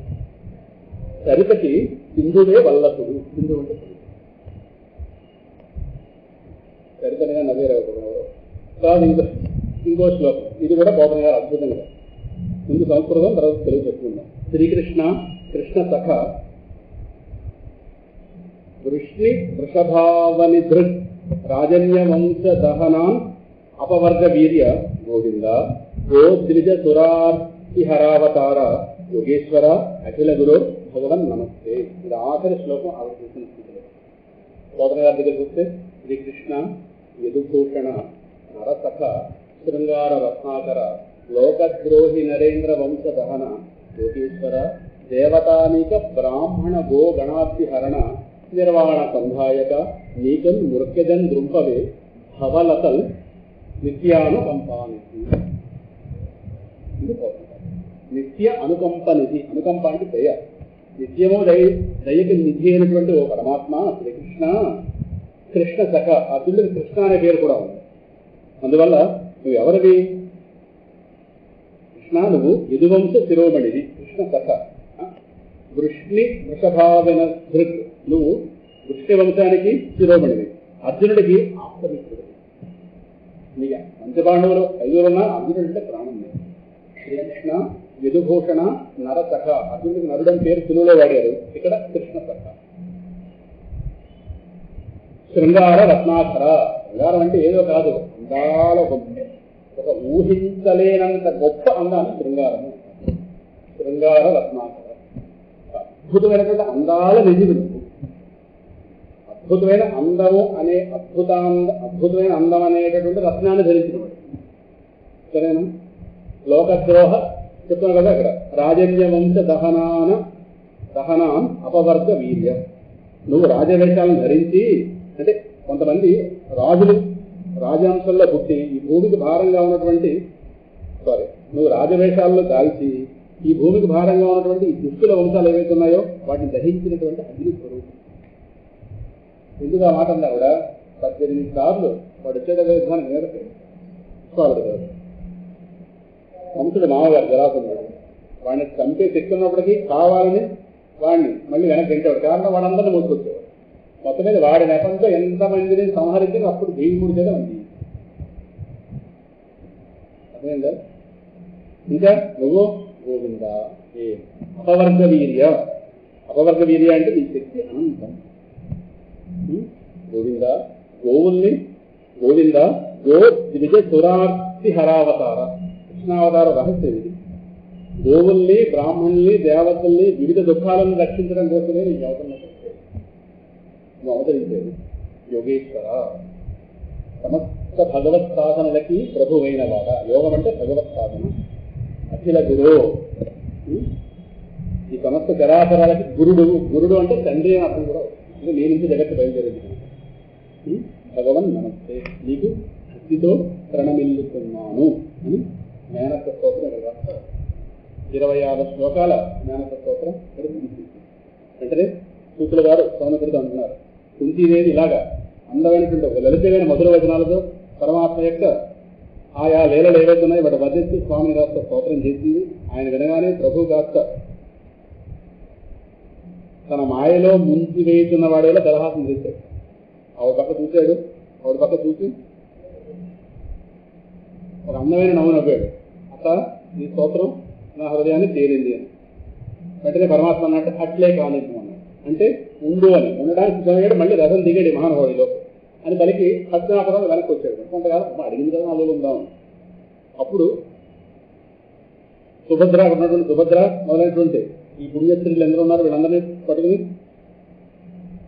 అప్పుడు అక్కడ ఉన్నటువంటి సుభద్ర మొదలగు ముదుగులందరినీ వీడ్కొని అదే హస్తినాపురం వెనక్కి వచ్చాడు. ఒకసారి వెనక్కి వచ్చి ఒకసారి అందరినీ కూడా పలకరించింది. నాకు పనులు వెళ్ళాలి కదా, ఏదో ఇంకోసారి నీ ఆహ్వానం స్వీకరిస్తాను, ప్రస్థానం వెళ్తానని చెప్పి రథం దిగాడు. రథం దిగడం మర్యాద. మేనత్త మాట రథం మీద ఆట చెప్పలేదు. రథం దిగి ఒకసారి దగ్గరికి వచ్చి వాళ్ళందరితో సుభద్రను వచనాలు చెప్పి సుభద్ర వీళ్ళందరినీ కూడా చెప్పి మళ్ళీ వాళ్ళ దగ్గర ఒకసారి వీడ్కోలు తీసుకుని ద్వారకా నగరానికి వెళ్ళడానికి కూర్చున్నాడు. ఈ లోక ధర్మరాజు గారు 7 పురాణం పెట్టి ధర్మరాజు గారు ఆప్యాయత కదా, ఆప్యాయతతో ఒకసారి ఆ ప్రభువుని కాస్త కృష్ణ ఆలోచించారు. ఈయన గోళ ఏంటి చూద్దాం. ఈ యుద్ధంలో బంధువులు చాలా మంది అటువాళ్ళు ఇటువాళ్ళు కూడా ఏమొక్క యుద్ధ కారణంగా చాలా మంది చచ్చిపోయారు. చాలా పరికృతంగా ఉన్నాడు ధర్మరాజు గారు. ఇలా భగవల్లీల యొక్క పరమార్థాన్ని తిరిగినటువంటి వ్యాసాది ఋషులు, అలాగే అద్భుతమైన కర్మలు చేసినటువంటి కృష్ణుడు, వీళ్ళందరూ కూడా అంటారు పరమాత్మ అటు వ్యాసాది ఋషులు కూడా చాలా చాలా గొప్ప గొప్ప వచనాల చేత ఓదార్చడానికి ప్రయత్నం చేశారు. అయినా ధర్మరాజు గారి మనసు చాలా మనసు ప్రాణం సుఖం, మనసు దిగుతుపట్టలేదు. చూసారా, పరమాత్మ ఎదురుకుండా ఉన్నా మనసు కలవరంగా రకరకాల కారణాలు ఉంటాయి. ఇక్కడ సుధమహాముని అంటారు ధర్మరాజు తన ఆత్మీయుల మృతి కారణంగా సామాన్య మానవుల కృంగిపోతుంది. అజ్ఞాన ప్రభావం వల్ల వారి మీద ప్రేమ కొలది మోహం దులంటున్నట్ట. ఎంత ఘోరం జరిగిందా! నేను దురాత్మను కదా, నా హృదయంలో గట్టిగా ఈ నిలదొక్కున్నటువంటి ఈ అవివేకాన్ని చూడండి. చివరికి నక్కల కుక్కల పాలైపోయేటటువంటి ఈ అశాశ్వతమైన దేహం కోసం, దీని యొక్క భోగాల కోసం, దీనికి రాజపదవి ఇవ్వడం కోసం ఇన్ని అక్షౌహిణుల సైన్యాన్ని అన్యాయంగా కనిపించేది వాస్తవం. ధర్మరాజు గారు ఎవరో, ధర్మరాజు గారు ఒక నిమిత్త మాత్రం. మరి యుద్ధం అర్జునులో ప్రారంభంలో అర్జున గారు ఇదేగా పురాణం పెట్టాడు. స్వామి ఏం చెప్పాడు? నిమిత్త మాత్రం భవిష్యత్.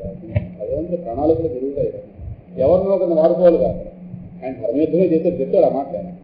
ఈ యుద్ధంలో ఎవరు తెచ్చారు? బాలురు, బ్రాహ్మణులు, సుహృదులు, అంటే నా మేలు కోరుకునేవాళ్ళు, మిత్రులు, పితరులు, అంటే పెద్ద తరాల వాళ్ళు, సోదరులు, గురువులు, అంటే ఎంతమందికి నేను ద్రోహం చేశారు. కోట్ల కొలది సంవత్సరాల దాకా నాకు విముక్తి ఉన్నదే గొప్ప మాట. విముక్తి ఉంది, కానీ ఆయనకు ఎలా అనిపిస్తుంది ఆయన మంచి మనసు. అక్కడ మాట కూడా అంటారు, ప్రజల క్షేమం కోసం ధర్మయుద్ధం నందు శత్రువులు వధించిన రాజుకి పాపం అంటదు శాస్త్రాలు చెప్తున్నాయి. అది చెప్తాను మహానుభావుడు. ఎందుకంటే ప్రజాక్షేమం కోసం చేశాడంటే ఒక రాజ్యం కావాలి, పద్ధతిగా అడిగారు, వాళ్ళు ఇవ్వలేదు. ధర్మయుద్ధం అంటే అధర్మాత్మను తీసేయాలి కదా అక్కడి నుంచి. వీళ్ళ పక్క ధర్మం లేకపోతే పరమాత్మ ఎందుకు వస్తాడు? ఈ మాట ఉంది శాస్త్రంలో, ప్రజల క్షేమం కోసం ధర్మయుద్ధమునందు శత్రువులను వధించిన రాజుని పాపం అంటారు. అయినా ఈ మాట ఉన్నప్పటికీ శాస్త్ర వచనాల వల్ల నాకు తృప్తి కలగటం లేదు. ఎందుకంటే అనేక మంది స్త్రీల యొక్క భర్తల్ని, బంధువుల్ని ఇలా హతం చేయడం వల్ల నేను వాళ్ళకి చాలా ద్రోహం చేశాను. ఇది ఇలా జరుగుతుందని అర్జునుడు 3వ అధ్యాయంలో చెప్పాడు కదా, కులక్షయే ప్రణశ్యంతి కులధర్మా సనాతనా ధర్మే నష్టే కులం కృత్నం అధర్మోభి భవత్యుత అధర్మాభిభవా కృష్ణ. మీరు కలపే కలపరు ఒకలైన వచ్చారు అధర్మాభిభవా కృష్ణ. ఎన్ని జ్ఞాపకం ఉంటాయి? మధ్య వరకు మీకే ఆస్తి అయితే నాకు వాటా ఉంది. అధర్మాభిభవా కృష్ణ. కులస్త్రీయ అని వస్తుంది. కులస్త్రీలు పాడైపోతారు. భర్తలు వెళ్ళిపోయిన కులస్త్రీలు పద్ధతిగా ఉంటారు. ఏది గ్యారంటీ? తప్పు ద్రోవాలు దొబ్బుతారు. అంటే వ్యవస్థ మొత్తం పడేది. అర్జునుడు ఈ గోలంతా పెట్టాడు. పుస్తకం తీసుకున్నారా? బహుశా 35వ శ్లోకం అవుతుంది చదివింది 1వ అధ్యాయంలో. సరే, మొత్తం మీద వాళ్ళు చాలా ద్రోహం చేస్తుంది. అపరాధం తొలగడానికి నేను ఏం చేయాలి?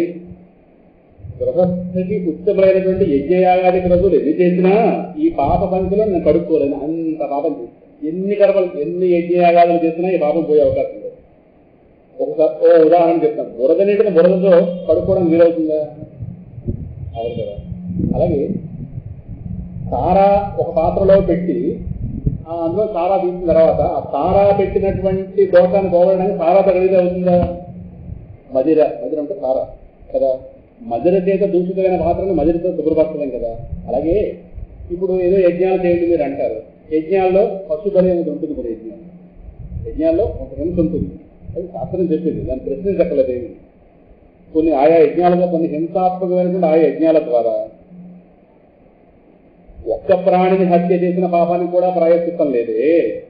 ఎందుకంటే ఆ యజ్ఞాలు హింసతో కూడినాక నేను ఎంతమందిని హింసని చంపిస్తాను. వీళ్ళందరూ ఈ పాపం పోవాలని ఏం చేయాలి? యజ్ఞం చేయాలంటున్నారు. యజ్ఞంలో ఏం జరుగుతుంది? మళ్ళీ పశు హింస అవుతుంది. దాని చంపాలి మళ్ళీ అక్కడ వెంటనే యజ్ఞం పూర్తవుతుంది. దాన్ని బాధపెట్టి మళ్ళీ ఈ పాపం నుంచి బయటకు రావాలా? ఒక యజ్ఞం చేస్తే ఒకరిని చంపిన పాపం నుంచి బయటకు వెళ్ళటం లేదు. అటువంటిది మరి ఇప్పుడు ఇంత 18 అక్షౌహిణీల సైన్యం పోవడానికి, ఇంత సైన్యం వినాశనానికి నేను కారకుడిని కదా. దీనికి నిష్కృతి ఎలాగా అని ధర్మరాజు గారు చాలా బాధపడుతున్నాడు. ఇక్కడికి 8వ అధ్యాయం వెంటనే ధర్మరాజు గారు 9వ అధ్యాయంలో వీళ్ళందరినీ పరమాత్ముడు భీష్ముడి దగ్గరికి వెళ్తాడు. అక్కడ పరమాత్మ స్తోత్రం ప్రారంభించబోతారు. కృష్ణాచార్యుల గారు పరమాత్మ స్తోత్రం ప్రారంభించబోతారు. సోదాచార్యుల వారు అంటున్నారు, అధర్మాభిభవా కృష్ణ ప్రణశ్యంతి కులస్త్రియ స్త్రీషు దుష్టాసు వార్ష్ణేయ జాయతే వర్ణ సంకర. నాకే లోపల ఉంది కేజీ ఫ్యాన్కి ద్రవడం. ఫ్యాన్ లోపల ఉందిగా, అయితే కదా లోపల ద్రవం. ఈ విధంగా ఇంతమంది ప్రజలకు హాని చేసేయాలనేది పాపభీతిలో. ఎందుకంటే ధర్మాత్ములకి పాపభీతి ఉంటుంది.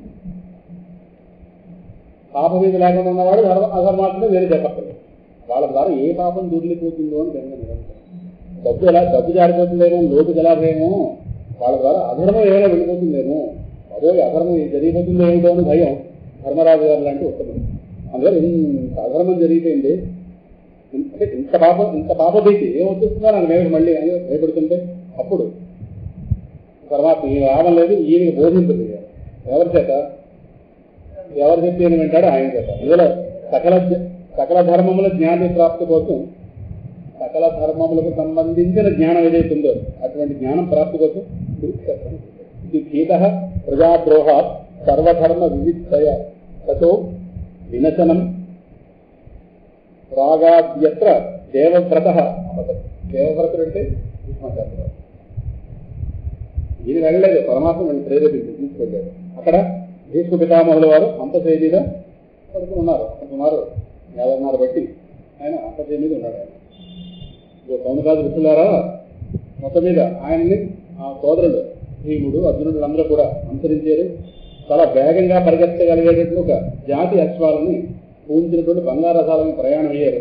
వాళ్ళతో కూడి వ్యాసుడు, ధౌమ్యుడు అంటే ఇంటి పురోహితుడు, ఈ మహాత్ములు కూడా వెళ్ళారు. అర్జునుడితో పాటు కృష్ణుడు కూడా రథం బయలుదేరాడు. వారందరితో కూడి ధర్మరాజు గారు ఎలా ఉన్నాడంటే యక్షుల మధ్య కుబేరుడు ఎలా ఉంటాడు అలా ఉన్నాడు. యక్షుల రాజు కుబేరుడు, ఆయన ఎలా ప్రకాశిస్తుంటాడో వీళ్ళందరి మధ్య ధర్మాత్ముడు. ధర్మరాజు గారు రాజు కదా అప్పుడు, అంటే ఢిల్లీ నుంచి కురుక్షేత్రం వెళ్ళారని అర్థం. ఈ రోజులో 125 కిలోమీటర్లు, 125 ఇక్కడ నుంచి అన్నవరం అంత దూరం ఢిల్లీ నుంచి కురుక్షేత్రం. ఆ దూరం మొత్తం మీద వెళ్ళారు, రథాల మీద వెళ్ళారు. 2 కిలోమీటర్లు తేడా వస్తుంది కానీ అంతే అవుతుందా సుమారుగా.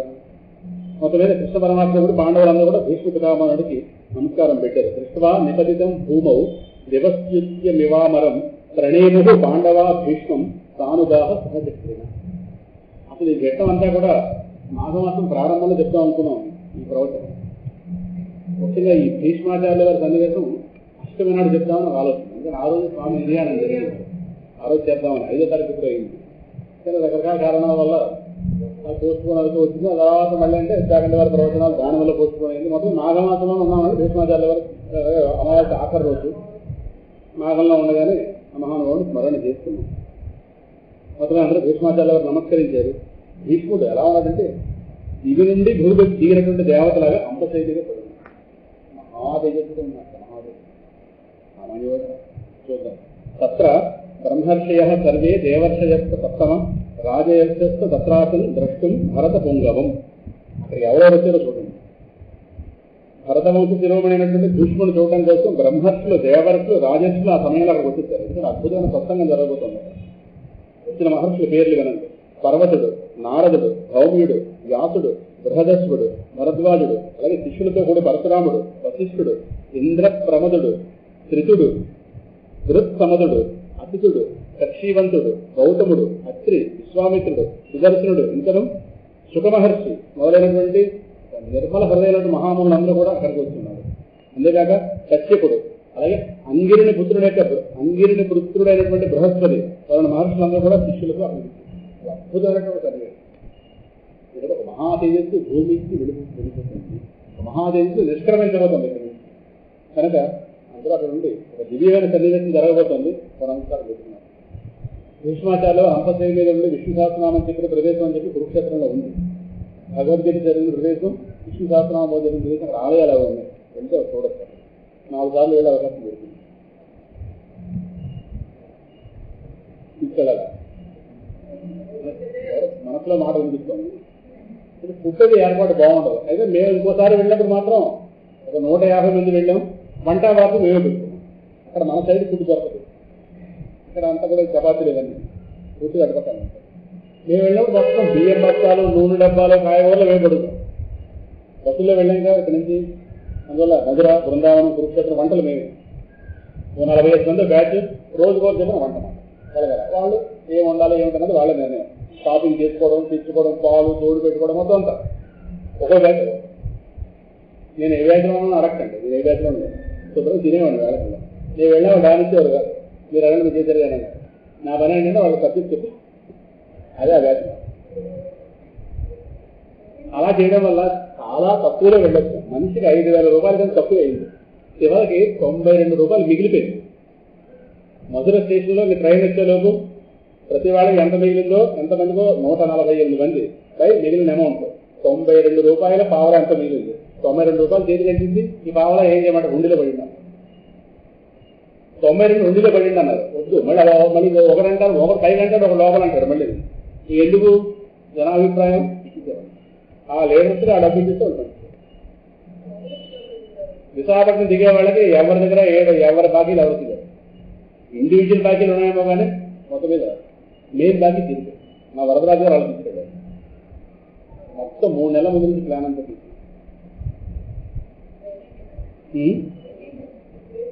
అంతనే పడలేదు. సలహా చెప్తాను, మరి ఇవన్నీ కూడా అక్కడ ఏర్పాటు చేసుకోవాలి. సలహా చెప్తాను కావాలి. మీరు అది రెడీ చేస్తే బ్యాగ్ పట్టుకుంటాను, ఆడియో పంపించేస్తాను. సలహాలు చెప్తాను. ఆలోచించడానికి మాత్రం కదా, ఆలోచన చేయాలి. అనవసరంగా చెప్పాను నేను వాళ్ళంతా పాయింట్గా తీసుకున్నాను అని చెప్పి తర్వాత ఎవడాకుండా భీష్ముడు దేశకాల విభాగాలు స్పష్టంగా తెలుసుకున్నాడు. దేశ జ్ఞానం, కాల జ్ఞానం మౌనికగా భీష్ముడేమని. ఇంకా ధర్మజుడు అనేటువంటి ఆ భీష్మ పితామహుడు అక్కడికి ఆ వచ్చినటువంటి మహాత్ములందరికీ ఒకసారి వాళ్ళందరినీ చూసి పైకి నమస్కరించే అవకాశం లేదంటే చేతులు కూడా అంతసేపు మీద ఉన్నాయి. వాళ్ళందరినీ కూడా యథాయోగ్యంగా హృదయంలోనే పూజించే ఊహించండి అతన్ని. తర్వాత జగదీశ్వరుడు పరమాత్మ ఉన్నాడే, ఆయన ప్రభావాన్ని బాగా తెలుసుకున్నవాడు కదా. కృష్ణంచ తత్ప్రభావజ్ఞ ఆసీనం జగదీశ్వరం హృదిస్థం పూజయామాస మాయయోపాస విగ్రహం. కృష్ణ పరమాత్మ యొక్క జ్ఞానం గురించి ఆయన ఏమిటో చెప్తున్నాడు పాండవులకి. ఏమిటనుకుంటున్నారు ఈయన బాగా చెప్తారు. ఆయన ప్రభావం బాగా తెలుసుకున్నాడు కదా. నిరంతరం తన హృదయంలోనే అంతర్యామిగా నివసిస్తున్నటువంటి ఆ ప్రభువుకి, అలాగే మాయామానుష విగ్రహుడైనటువంటి ఆ కృష్ణుడు ప్రత్యక్షంలో సుఖాసీనుడై ఉండగా ఆ స్వామికి మానసికంగా పూజ చేశాడు. బాహ్యంగా చేసే అవకాశం లోపల బయట. బయట ఒక రూపంతో కూర్చున్నాడు, లోపల అంతర్యామిగా ఉన్నాడు. పక్కన కుర్చీ చేసి కూర్చున్నటువంటి మహాభావుడు. ఆయన ఎవడు బయట ఉన్నవాడే కాదు, లోపల ఉన్నవాడు. కనుక లోపల పూజ, బయట పూజ రెండు కూడా మానసికంగానే, ఎందుకంటే బాహ్యంగా చేసే అవకాశం లేదు అని చెప్పి తర్వాత పాండవులందరూ కూడా నమ్రతతో తాతగారు బాగున్నారా అని చెప్పి ప్రేమాదరాలతో భీష్మ పదమానందరూ అందరూ కూర్చున్నారు. సరేనా? అయితే ఇక్కడ విషయం, కొంత విషయం మహాభారతంలో ఉంటుంది. ఈయన చెప్పమనగానే నాకేం జ్ఞాపకం లేవనగానే అర్జునుడు కొంచెం బాణం వేయగానే నీటి కాస్త రాగానే దాహం తీరడం, ఇవన్నీ కూడా భారతంలో ఉంటాయి, ఇక్కడ ఉంటాయి. ఈ రెండు కలిపి చూసుకుంటే వేరుగా ఉంటుంది. అయితే యుద్ధంలో ఆయన గారు పడిపోతున్నప్పుడు అర్జునుడు తల దగ్గర బాణాలు పుట్టినట్టుగా దాని మీద తలపెట్టినట్టు ఏమీ లేదు. మొత్తం మీద ఆయన తల కిందకి వాల్చి ఉంటే, అయితే అర్జునుడు ఏం చేశాడంటే తర్వాత బాణాలన్నీ అక్కడ పెట్టినట్టుగా ఒక కుచ్చు కింద తయారు చేసి పెట్టాడు. అప్పుడు తలకి తలరాలని తయారైంది. ఇప్పుడు బాణం ఎప్పుడైనా ఒంటికి కొడతారు కానీ తలకు కొట్టరు కదా. తల వాల్చినట్టు వెనక్కి వెళ్ళిపోతారు. వెనక్కి వెళ్ళిపోతే పరమాత్మ యొక్క ఆజ్ఞ మేరకు బాణాల యొక్క కుచ్చు అంటే సుమారు 50 బాణాలు ఒక్కసారి భూమిలో వెళ్ళినట్టుగా ఒక చిన్న పరుపులో ఏర్పడినట్టుగా చేసి, అంటే సినిమాలో కొన్ని చూపిస్తారు కానీ అవన్నీ సత్యం కాదు, శాస్త్రం పెట్టాలి. అవన్నీ ఎక్కడ వస్తారు? భారతంలో వస్తారు. నువ్వే చెప్పచ్చు కదా అంటే నేను చెప్తే దానికి చెల్లుబాటు ఉండదు లోకంలో. నువ్వు చెప్తేనే నువ్వు భావి తరాల వాళ్ళకి, తర్వాత తరాల వాళ్ళకి నువ్వు సంపద అందించాలి. జ్ఞాన సంపద, ధర్మ సంపద. నువ్వు ఆచార్యుడు. నేను ఆచార్యుని కాదు, నువ్వు ఆచార్యుడు. నువ్వు చెప్తేనే చెల్లుబాటు. చెప్పడానికి నాకు ఏది అంత మధ్యలోకి వస్తుంది, ఏం పర్వాలేదు, నీకు అన్ని స్ఫృతిలోకి వచ్చే విధంగా నేను చేస్తాను. లోపల ఉన్నానుగా, లోపల ఉంది. అందుకే కురుక్షేత్రంగా అన్నీ చేస్తాను, కానీ బాహ్యంలో ఏమి చేయను. ఏర్పాట్లు అన్నీ చేస్తాను, వచ్చే ప్రయత్నం కూడా చేస్తాను. ఢిల్లీకి 125 కిలోమీటర్లు అంటే కురుక్షేత్రం, 80 కిలోమీటర్లు అంటే మధురా బృందావనం. మధుర దాటే వెళతా ఉంటుంది. అది ఓ ట్రిప్లో అవన్నీ తీసుకొచ్చాను. అందువల్ల మానస పూజ చేశాడు ఆయన. వెంటనే వాళ్ళందరూ దగ్గర కూర్చున్నారు, పాండుపుత్రులు అందరూ కూడా. వారిని చూసి తీసుకుని కళ్ళంట ప్రేమాశ్రువులు తుమ్మి పొరలై అన్నట్ట, అయ్యో ఎంత కష్టం వచ్చింది ధర్మానందరులారా, మీకు ఎంతో అన్యాయం జరిగింది కదా. బ్రాహ్మణులను, ధర్మాన్ని, అలాగే చిత్రమైన మాట కృష్ణ పరమాత్మని ఆశ్రయమునందు, ఆయన ఆశ్రయంలో ఉన్నప్పటికీ కూడా మీకు ఇటువంటి కష్టాలు పారేశారు కదా. ఇలా మీ ఎడల జరుగుట ఉచితం కాదు. ఆ మాట అనకూడదని ఆయనకి తెలుసు, కావలసిన ప్రారంభంలో వచ్చింది. కానీ ఆ ప్రేమ కొద్ది అలా అన్నాడు ఆయన. ఎందుకంటే మీరు బ్రాహ్మణులని, ధర్మాన్ని, కృష్ణ పరమాత్మని ఆశ్రయించుకుని ఉన్నారు. మీకు ఇటువంటి కష్టాలు రావడానికి ఏమిటో నాకు ఆశ్చర్యంగా ఉంది. కోట గారు చాలా అద్భుతమైనటువంటి ఇక్కడ అద్భుతమైన ట్రాన్స్లేషన్ తీసుకొచ్చారు.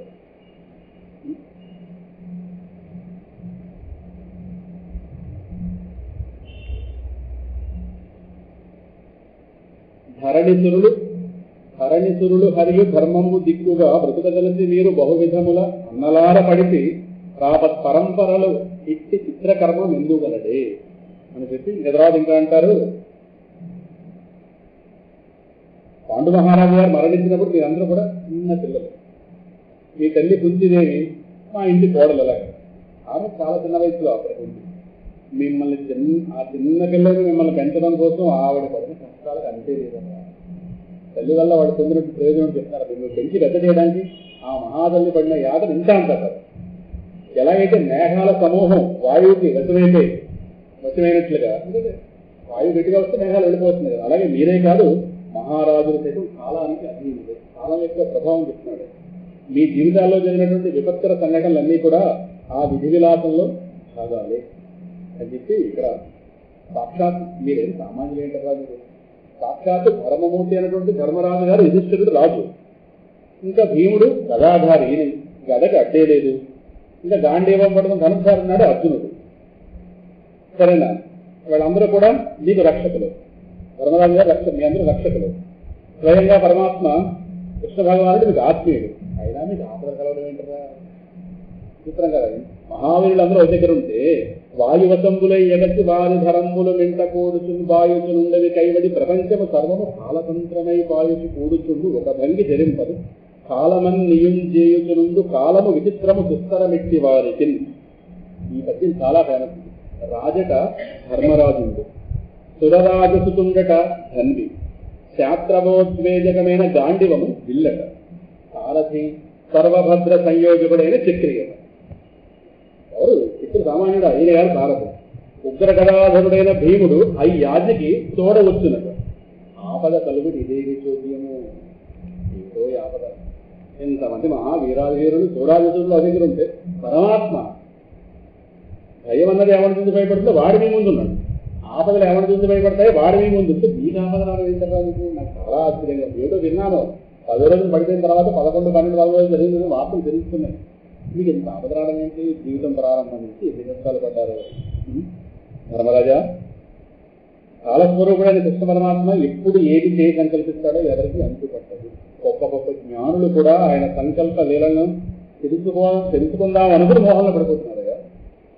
ప్రపంచంలో జరిగే సంఘటనలన్నీ కూడా ఈశ్వరేచ్ఛకి అధీనములే. సరేనా, దానిని అనుసరించునే రాజు లేని ప్రజలు అందరినీ పాలింపు. ఇంతకాలం వెళ్ళి సరైన రాజు లేడు, గుడ్డివాడు రాజు ఇంతకాలం వెళ్ళి. ఇప్పుడు వాడు అదృష్టమాను రాజు లేడు. ఇంతకాలం వాడు రాజున్నా రాజు లేని రాజు ప్రజలు. ఇప్పుడు చక్కటి రాజు దొరికాడు కనుక ఏదైనా ఈశ్వరేచ్ఛకు అనుగుణంగానే జరుగుతుందనే జ్ఞానంతో, అంటే ఇంతమందిని చంపించానని చెప్పి వెర్రెత్త కలగాలి. వాడు పోవాల్సింది కాబట్టి పోయింది, అది ఈశ్వరేచ్ఛ. ఉన్నారుగా ఈశ్వరుడు అనుకుండా వాళ్ళు పోయే యోగలను చంపగలవా? ఏంటి అహంకారం? ప్రారంభంలో ఆయన అలా చెప్పాడు, ఇప్పుడు తాతగారు అలా చెప్పాడు. అందువల్ల నువ్వు జర్నీ వికారం ఎక్కడు, మనోభారం తగ్గించుకో. నువ్వు ఎవరు చంపగలవు? ప్రజలను చక్కగా పరిపాలించు, నువ్వే వాళ్ళకి రాజువి, వాళ్ళని పాలించడానికి నువ్వు సమర్థుడివి అని చెప్పి ఇక్కడ ఈశ్వరుడు విష్ణుడు ఎవ్వేళ ఎవ్వని ఏమి చేయు పురుషుని ఏమి ఎరుంగు అతని మాయలకు మహాత్ములు విద్వాంసులు అణగి మెలగుచుందురు అంధులగుచు అని చెప్పి ఇక్కడ ఆయన మన ఎదురున్న కృష్ణ పరమాత్మ ఎవరనుకుంటున్నా సాక్షాత్ భగవంతుడురా. ఎవరు? సృష్టికి ఆది కారణుడు, పరమపురుషుడైనటువంటి నారాయణుడు. ఏకవై భగవాన్ సాక్షాత్ ఆద్య నారాయణ పుమాన్ మోహయన్ మాయయా లోకం గూఢశ్చరతి వృష్టిషు అత్యానుభావం భగవాన్ వేద గుహ్యతమం శివ దేవర్షి నారద సాక్షాత్ భగవాన్ కపిల నృప. ఇక్కడ మానవుడిగా ఈ విష్ణు వంశంలో జన్మించి లీలల ద్వారా ఈ లోకాలన్నింటి మోహంలో ముంచేస్తున్నాడు. అందరిలాగా మనలా కనిపిస్తాడు. ఇది మోహం, ఇది మనం లేదు మోసపరుస్తున్నాడు. రాగా ఓ దేహంతో కనిపించి ఆయన మనకు ఒకటి జగత్కారణ వస్తుంది. మీరు మోహంలో పడిపోతారు, బావా అని ఇచ్చే స్లాపండి. ఎవరనుకుంటున్నారు అక్కడ అని చెప్పి ఈయన గారి ప్రభావం చాలా గూఢమైనది, రహస్యమైనది. సరేనా, దీనికి ఈ రహస్యం ఎవరు తెలుసంటే శంకర భగవానుడు తెలుసు, అంటే మహాదేవుడు తెలుసు, తర్వాత దేవర్షి నారదుల వారు తెలుసు, ఇంకా ఆ భగవద్వంశగా పుట్టేటే కపిలాచార్యులు గారు ఆయన తెలుసు. ఈయన గారు రహస్యం. ఈయన అలా వెలుగాడలాగా రామాయణంలో చూస్తారేంటి? ఈయన కేవలం మీ మేనత్త కుమారుడు, మీ ప్రియమిత్రుడు, మీ క్షేమం కోరేయడం భావిస్తున్నారే కానీ ఆయన యొక్క పరాత్పర స్థితి మీకు అర్థం కావట్లేదు కదా. ఈయనపై మీకున్న చదువు కారణంగా ఈయన గారు మంత్రిగా, దూతగా, చివరికి సారథిగా తీసుకోవడానికి నీకు చేతులు అలా వచ్చారా అర్జున? ఈయన సారథ. అయ్యో రామ, అసలు మీరు సంకోచించలేదే ఆయన గారు రథవెక్కుతాడు. సరే నీ బుద్ధే అక్షరంగా కృష్ణ సాక్షాత్ పరబ్రహ్మ. ఎం మన్యతే మాతులేయం ప్రియం మిత్రం సహృత్తమం అకరోహో సచివం దూతం సౌహృదాదథ సారథి. నీ బుద్ధి ఏమైంది ఆయన రథంలో ఆయనకి అంత శ్రమ పడుతుంది. ఎందుకంటే ఆరధిగా ఉన్నప్పుడు యుద్ధంలో కాళ్ళతో తంటారు ఆ మీద ఉన్నవాడు. ఇటు తిప్పు అంటే ఇటుపక్క తంటారు, రథం అటుపక్క తిప్పు. ఇదే అక్కడ మాటలు వినిపించవు ఆ శబ్దాల్లో. ఈ కాళ్ళు ముందుంటే కాళ్ళ దగ్గర వాడు ఉంటాడు, ఈ తోట మీద అంటే అది చెప్తున్నాడు, అది తీస్తారు.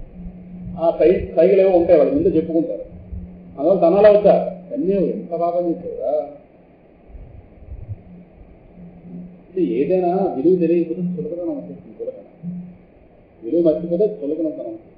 ఆ చులకనంతనం మీరు పొందారు పరమాత్మ. సరే, పరమాత్మ అందరి ప్రాణుల్లో కూడా అంతర్యామి భాగ్యులేవాక అతడు సమదృష్టి గలవాడు, అహంకార రహితుడు. కాబట్టే అంత తక్కువ స్థాయి కనిపిస్తాడు, అహంకార రహితుడు కాబట్టి. అక్కడ ఆ యాగంలో ఎంగిలి విస్తరాకులు ఎత్తేదా లేదా ధర్మరాజా? ఎత్తే కదా యాగంలోనే కదా. ఆయన అగ్ర తాంబూలం ఇచ్చో వేరే సంగతి. ఎంగిలి విస్తరాకులు ఎత్తేదా లేదా? అహంకార శూన్యుడు, అద్వితీయుడు, దోషరహితుడు. ఆ స్వామి కృత్యాల్లో ఉచ్చ నీచములు కానీ అపర భేదములు కానీ, అంటే నా వాళ్ళు పై వాళ్ళని భేదాలు ఎప్పుడూ ఉంటాయి. ధర్మరాజా, ఆ ప్రభు సమదృష్టి గలవాడు అయినప్పటికీ తన అనన్య భక్తుల ఏడ మాత్రం విశేషమైన దయ కలిగి ఉంటాడు. ఆ కారణంగానే ఆయన వాళ్ళు చెప్తుంటారు, నేను ప్రాణత్యాగం చేసే ఈ సమయంలో పురుషోత్తముడు సాక్షాత్తు వచ్చి తన దర్శనాన్ని అనుభవించాడు. ఎందుకు వచ్చాడు అనుకుంటున్నావు? నువ్వు రావడం అనేది ఒక నెపం. వాస్తవానికి ఏం జరిగిందంటే, ఇది ఇలా డేరా పడిపోతే పరమాత్మ అక్కడ, అప్పుడు ధర్మరాజు గారు కృష్ణ పరమాత్మ దర్శనానికి వెళ్ళాడు. అయ్యో గదిలో మరో గదిలో ఉన్నాడు, ఈ గదిలో ఉన్నాడు. వేళగా ఏ ధ్యానంలో ఉన్నాడు. అది మహాభారతం వస్తున్నట్లు. అది ఒకటి అందరూ నిన్ను ధ్యానిస్తున్నారు, నువ్వు ఎవరిని ధ్యానిస్తున్నావు? నన్ను ధ్యానిస్తున్న వాడిని ధ్యానిస్తున్నాను. ఎవరు నిన్ను ధ్యానిస్తారు? ఈయన మనసులో అప్పుడు దుఃఖం తెలిసిపోతుంది. ఈ దుఃఖాన్ని పరిష్కారం తాతగారిని చెప్పించాలి. అందువల్ల పదవి మీ అందరూ బయలుదేరండి, మొత్తం మీ ఆవిడ పట్టుకో, మీ అన్నదమ్ముల లైన్లో బయలుదేరండి. తాతగారు ఇంకా ఒక మహా వెలుగు ఈ భూమి నుంచి పైకి వెళ్ళిపోతుంది, నిష్క్రమించబోతుంది. తాతగారు నిష్క్రమించబోయే సమయం వచ్చింది. ఆయన దగ్గర చాలా జ్ఞానం పొందాలి, బయలుదేరని చెప్పారు. మొత్తం బయలుదేరారు. అది జరిగింది మహాభారతంలో ఉంటుంది ఆ విషయం. అందువల్ల నేను ప్రాణత్యాగం చేయబోయే సమయం వచ్చేసింది. ఇదో ఇక్కడ పరమాత్మ వచ్చాడు. సర్వాత్మన సమదృశ. ఇక్కడ ఎన్నే అసూన్ యజత సాక్షాత్ కృష్ణ దర్శనమాగత. నా ప్రాణాలు కాస్త ఇంకా విడిచిపెట్టింది ఆయనకి. ఎప్పుడంటే ప్రాణం విడిచిపెట్టి ఇంకా ఆ అవకాశం ఆయనకి. మొత్తం మీద అంటే ఇంకా చెప్తారండి, భగవత్పరాయణైన యోగి తన అవసాన దశలో ఏకాగ్ర మనస్సుతో పరమ పురుషుని ధ్యానిస్తూ ఆయన నామాలను కీర్తిస్తే అతడు వాంఛారహితుడే కర్మబంధం నుండి విముక్తుడైపోతాడు అని రచన ద్వారా విన్నాను. నేను ఈ పాంచభౌతిక శరీరాన్ని త్యజించేదాకా స దేవదేవ భగవాన్ ప్రతీక్షతాం కలేవరం యావదిదం హినోమ్యహం ప్రసన్నహాతారుణలోచనోల్లత్సన్ ముఖాంబుజ ధ్యానపథచతుర్భుజ. ఈ శ్లోకాలకి నేను ఈ పాంచభౌతిక దేహాన్ని త్యజించేంత వరకు ఈ దేవాది దేవుడు నా ఎదుటే ఉండాలని నా అభిలాష. ఆయన కళ్ళల్లో నా కళ్ళు పెట్టుకుని దేహధ్యానం చేశాను. మృత్యు సమయంలో నేను ఈ పరమాత్మని యొక్క ప్రసన్నమైన దరహాస శోభితమైనటువంటి ఆ అరుణ నేత్రాలతో, అంటే ఎర్రటి కళ్ళతో, కొద్దిగా ఎర్రదనం ఉంది, ఎర్ర తామర భూమి ఎరుపుని ఎలా ఉంది, ఆ అరుణ నేత్రాలతో అలా నిలిచినటువంటి ఆ పరమాత్మ ముఖారవిందాన్ని ఆ చతుర్భుజ చతుర్భుజమూర్తి దర్శిస్తూ అశువులు వీరుతాను. ఆ దివ్య రూపాన్ని ధ్యాన సమయంలోనే నేను దర్శించగలరు అందరూ కూడా. కానీ నా భాగ్యం ఏంటంటే, ఆయన నా భాగ్యం ఏమని చెప్పేదిరా మీకు, అందరూ ధ్యానం దర్శించగలరు రామూర్తి. ఇప్పుడు ప్రత్యక్షంగా నా ఎదుర్కొన్నావు, నా కళ్ళ కనిపిస్తుంది బయటకు. నా భాగ్యం ఏమి చెప్పండి అర్జున, నేను కొలవలేకపోతున్నాను సార్. నా మృత్యు సమయంలో ఈ భక్తవత్సలుడు స్వయంగా అనుగ్రహించి తన దర్శనాన్ని ప్రసాదించడానికి నా కడకు వచ్చేది. ఈ దేహాన్ని సాధించేదాకా ఎదురు చూస్తూ ఆ ప్రభు ఇచ్చటని నిలిచి ఉండు కనుక అని చెప్పిన తర్వాత సుధాచార్యుల వరంగా ఆ అంబశయ మీద పడుకుని ఉన్నటువంటి ఆ భీష్ముడు వచనాలు విన్న ధర్మరాజు గారు కాస్త సమస్త ఋషులు చుట్టూ ఉంటున్నారు కదా, అనేక ధర్మ రహస్యాన్ని ఆ పితామహుడిని అడిగాడు. అప్పుడు ఆయన ఏం చెప్పారో మొత్తం విన్నాలి. మనుషుడి స్వభావాన్ని అనుసరించి చాలా చెప్పాడు. అనేక సందర్భాల్లో చెప్పాను. 13,600 చిల్లర శ్లోకాల విషయం మహాభారతంలో వస్తుంది. శాంతి పర్వం, ఆనుశాసనిక పర్వం. శాంతి పర్వం మొత్తం కృష్ణాచార్యుల వారికి ధర్మాలు, తర్వాత ఆనుశాసనిక పర్వం. ఆ చివరిలో ఆయన అడిగిన 6 ప్రశ్నలు శ్రీకృష్ణ సంవత్సరం. శ్రుత్వా ధర్మాన్ అశేషేణ పావనాని చ సర్వశః యుధిష్ఠిరః శాంతనవం పునరేవ అభ్యభాషత. వైశంపాయన ఉపాధ్యాయుడు. శ్రుత్వా ధర్మాన్ అశేషేణ, లెక్కలేని ధర్మాలు 13,600 తెలుగు శ్లోకాలు. లక్ష శ్లోకాల మహాభారతంలో 13,600 శ్లోకాలు. అందులో ఏవేవి ఉన్నాయో తెలుస్తారు. మనుషుడి స్వభావం అనుసరించి వర్ణాశ్రమాలకు అనుగుణంగా శాస్త్రాలు అనేక ధర్మాలు చెప్పబడ్డాయి. ఆ విధంగానే కోరిక మరియు వైరాగ్య లక్షణాలు, ప్రవృత్తి నివృత్తి మార్గాలు కూడా చెప్పబడ్డాయి శాస్త్రాల్లో. భీష్మ పితామహుడు మొత్తం ఒకటి అన్నింటినీ ధర్మరాజు గారు చెప్పారు. ఇంకా దాన ధర్మాలు, రాజీయక ధర్మాలు, మోక్ష ధర్మాలు, స్త్రీ ధర్మాలు, భగవద్ ధర్మాలు మొదలైన వాటన్నిటి గురించి కూడా కొన్నింటిని విస్తారంగా మరికొన్ని సంక్షేపంగా చెప్పారు. ఇంకా మహాముని ఇంకేం చెప్పారంటే, ఆ తత్వజ్ఞుడు మహానుభావుడు ధర్మాత్మ కామ మోక్షాల గురించి, అలాగే వాటి ప్రాప్తికి అనుసరించవలసిన ఉపాయాల గురించి అనేక ఆఖ్యాన ఇతిహాసాల ద్వారా, అనేక కథలు, అనేక ఉదాహరణల ద్వారా పెద్దగా వర్ణించారు. ఈ విధంగా భీష్మాచార్యుల గారు ధర్మ ప్రవచనం సాగిస్తుండగానే ఉత్తరాయణం ప్రారంభించారు. వెంటనే అర్థమైపోయింది, వెంటనే ఆయన మౌనం వహించారు. ఇంకా ఉత్తరాయణం గురించి చూస్తున్నాడు మహానుభావుడు. స్వచ్ఛంద మరణాన్ని కోరుకునే యోగులు ఆ సమయంలోనే వాళ్ళు, అంటే ఉత్తరాయణ సమయంలో ప్రాణాలు వేయడానికి వాళ్ళు కోరికతో ఉంటారు. అందువల్ల వేల కొలది ప్రతిభులకు నాయకుడైన భీష్మ పితామహుడు కాస్త ఆ సమయం రాగానే తన మాటను కాస్త విరమించి అన్ని విషయాల నుండి మనస్సును వెనక్కి మరల్చి అయిపోయింది. మాటలు అయిపోయాయి. ఇక చుట్టూ ఎంతమంది ఉన్నా ఆయన అనవసరం. అంతమంది ఉన్నా ఆయనకి ఎవరు లేదు. ఒక్క పరమాత్మ మీద దృష్టి. ఎంత నిగ్రహం ఉందో! ఇప్పుడు కావాలన్నది మనసును బయటికి తేగలదు. అన్ని విషయాలను మనసును వెనక్కి లాగి ఆ ఎదురున్నటువంటి ఆ ఆదిపురుషుడు ఉన్నాడే కృష్ణ పరమాత్మ నిలబెట్టాడు. అప్పుడు స్వామి ఈయన కోసం చతుర్భుజ రూపంగా దర్శించారు. మామూలుగా 2 భుజాలతో ఉంటారు కదా. తదోప సంహృత్య గిరహ సహస్రణీ విముక్త సంగం మన ఆది పూరుషే కృష్ణే లసత్ పీతపటే చతుర్భుజే. స్పష్టంగా ఉండాలి. ఈయనకి చతుర్భుజ రూపం కావాలని మనసులో ఉంది. పురస్థితే అమీలిత దృక్ యథారయత్. స్వామి తన చతుర్భుజ రూపంలో కనిపిస్తారు. ఆ చతుర్భుజ రూపం మీద పూర్తిగా స్వామి ఆ చతుర్భుజ రూపుడైన కృష్ణుడి మీద పీతాంబరం అద్భుతంగా. పీతాంబరం ఇప్పుడేంటి, పుట్టి పుట్టగానే పీతాంబరంతో పుట్టాడు మహానుభావుడు.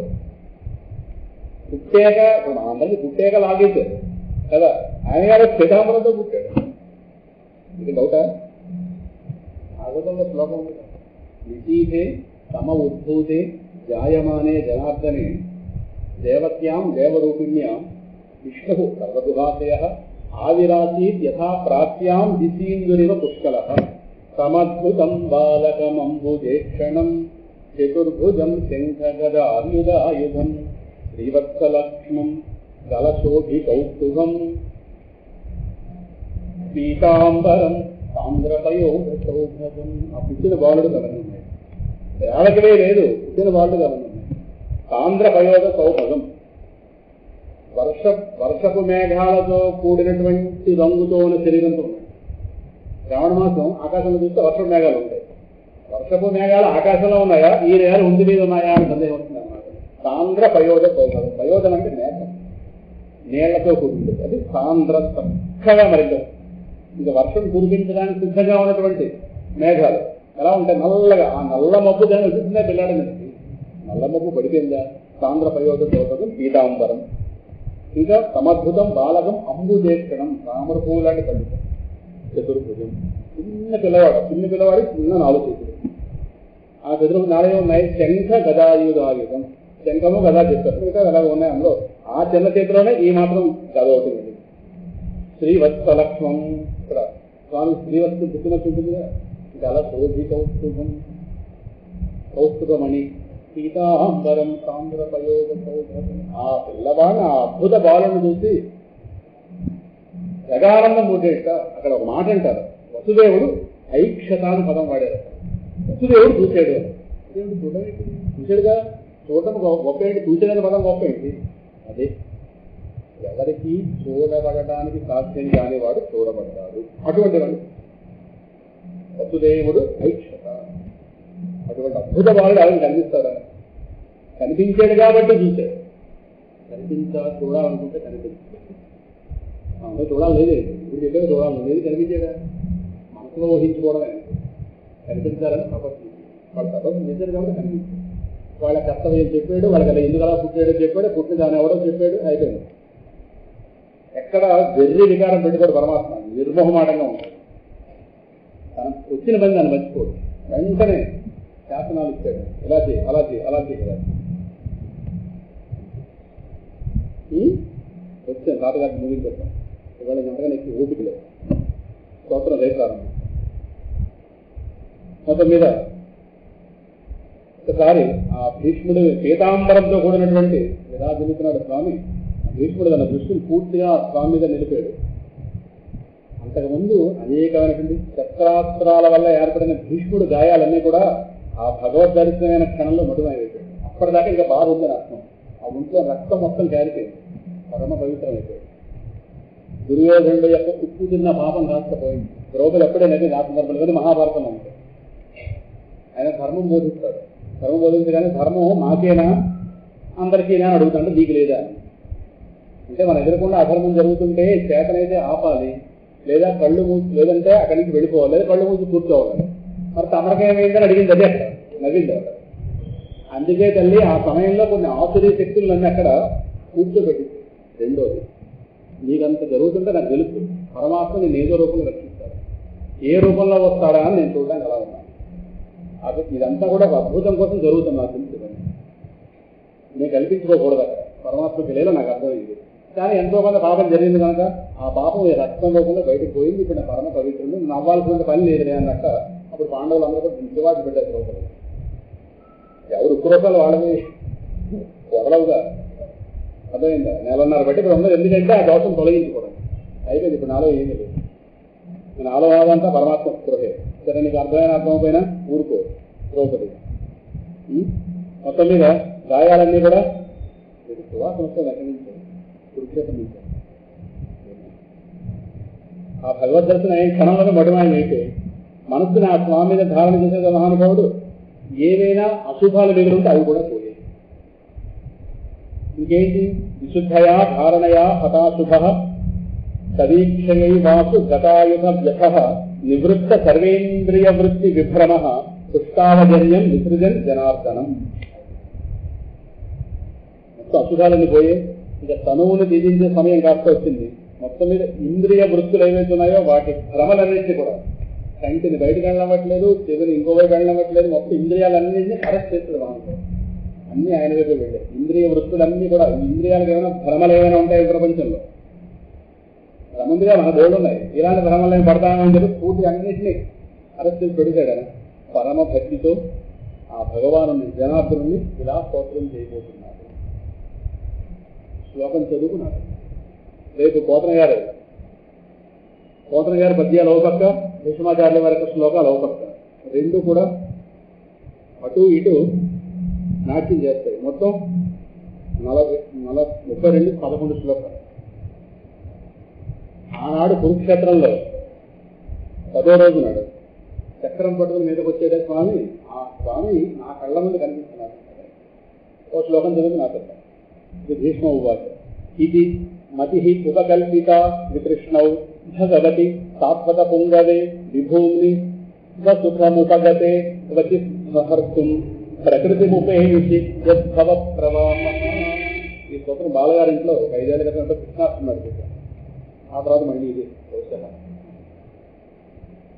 ఇవాళ ఒక్క సందేహం నివృత్తి చేసి వెళ్ళిపోతాను 5 నిమిషాలు. నా టైం నేను టైం లోబి సెలవు లోబి అదే చెప్పాను. ఈ లోబి ఇంకోటి, ఈ విషయం మర్చిపోవడంలో నీకు లోపత్వం ఉండకూడదు కదా. 5 నిమిషాల ముందు ఎదుగుతాం. ఉదయం చెప్పిన సబ్జెక్ట్కి ఇప్పుడున్న సబ్జెక్ట్కి ఏమైనా కాంట్రడిక్షన్ ఏమైనా మనసులో ఏర్పడుతుందేమో అని ఉదయం పూర్తిగా జ్ఞానపరంగా వెళ్ళింది. బ్రహ్మైవాహం అని అంటే అక్కడ నేనే సబ్జెక్ట్ పాయింట్, ఇక్కడ కృష్ణ పరమాత్మ సబ్జెక్ట్ పాయింట్. ఈ రెండు కాంట్రడిక్షన్ ఉంటుంది, ఒప్పుకోవాలి. రెండు అన్వయం అవ్వలేదు అనుకుంటే సమస్య. భక్తికి జ్ఞానానికి వచ్చిన ఉదాహరణ చెప్పేస్తాను. రెండు ఈక్వల్, చాలా బాగుంటుంది. మీకోసం చచ్చిందేమో ఆలోచన. శారద గారిని పెట్టుకున్న ఉదాహరణ. శారద గారు నేను ఫోటో ఇచ్చాను, వినండి. ఓ ఫోటో శారద గారు, ఈ ఫోటో జాగ్రత్తగా పూజించుకోండి, ఇందులో ఉన్నటువంటి వాడిని దగ్గర పూజించుకోండి, మీకు అన్ని రకాల క్షేమం జరుగుతుంది. ఆ ఫోటో కవర్లో పెట్టి సైడ్ బొమ్మ కనిపిస్తుంది. ఫోటో కవర్లో ఉంది, లోపలే ఫోటో ఉంది. ఏ ఫోటో అడుగుతుంది, పైకి తీయడానికి వీలు. ఫోటోలు మాత్రం రోజు ఆ ఫోటోలో ఉన్నటువంటి మూర్తి ఎవరు చక్కగా ఆవిడకి ఆవిడతో ఆయనతో మొత్తం మీద మీరు అర్థం చేస్తారు లేదా, ఆమె గౌరవపోతే ఆవిడ చేస్తారు. మొత్తం మీద ఆవిడ ఆ పూజ ఆ ఫోటో ఎవరితో ఆవిడకి చెప్పలేదు, మీకు రహస్యం చెప్తాను. ఆవిడ చెప్పాలి, ఆ ఫోటో ఆవిడదే, వినండి. ఆవిడ ఫోటో ఆవిడది, కానీ లోపల పెట్టానుగా ఆవిడది. మొత్తం మీద గురువుగారు మొత్తం మీద ఎదురుకుండా పెట్టుకుని ఆ రూపం కనిపించిన కూడా నమస్కారం పెడతాను. ఇది ఇంకో ప్రశ్న, ఆవిడ ఏమనుకుంటున్నారో ఎవరిదే రాముడు కృష్ణుడు తర్వాత ఏమంటారో కూడా కోడ చెప్పాను. నేను చెప్పేదాన్ని నేను చెప్పకుండా మాత్రం ఆ ఫోటో బయట చేయడానికి వీళ్ళేది ఒకటి తీస్తే కుదరదు. అర్చన మాత్రం చక్కగా చేయాలి, మీరు అన్ని కొడుతుంది.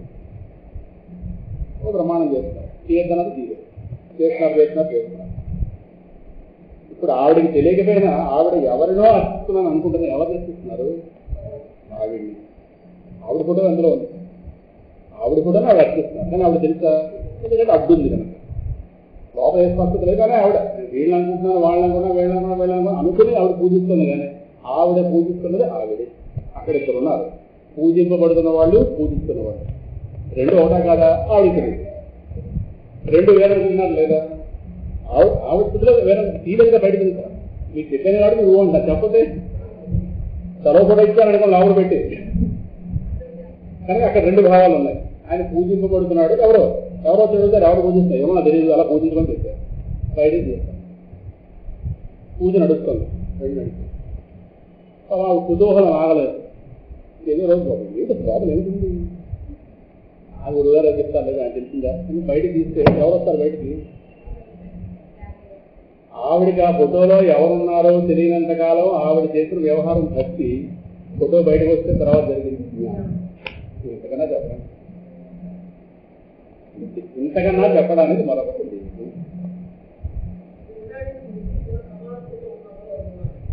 ఏదో అనుకుంటారు అనుకోండి, మీరు ఏదనుకోండి, అలా అనుకోవడానికి పూజ జరిగింది. చక్కగా దేవదార్థం చేస్తే రకరకాల అష్టోత్తరాలు చదివి, ఏ అష్టోత్తరం చదవాలి అన్ని చెప్పింది, ఏముందో తెలియదు అన్ని చెప్పింది. ఓ బ్రహ్మాండం జరుగుతుంది. అక్కడ అర్చన కొనసాగిందా, ఓ ద్వైత భావం నడిచిందా, ఇలా నమస్కారం పెట్టారా, నమస్కరించే ఈవిడ, నమస్కరింపబడే వాళ్ళు, రెండు ఒకటా కాదా? ఎప్పుడు చెప్తుంది ఫోటో బయటకు వస్తుంది. ఫోటో అయితే నాకు తెలుసు, ఆ ఫోటో విషయం తెలుసు మీకు తెలుసు, ఆవిడకో తెలియదు.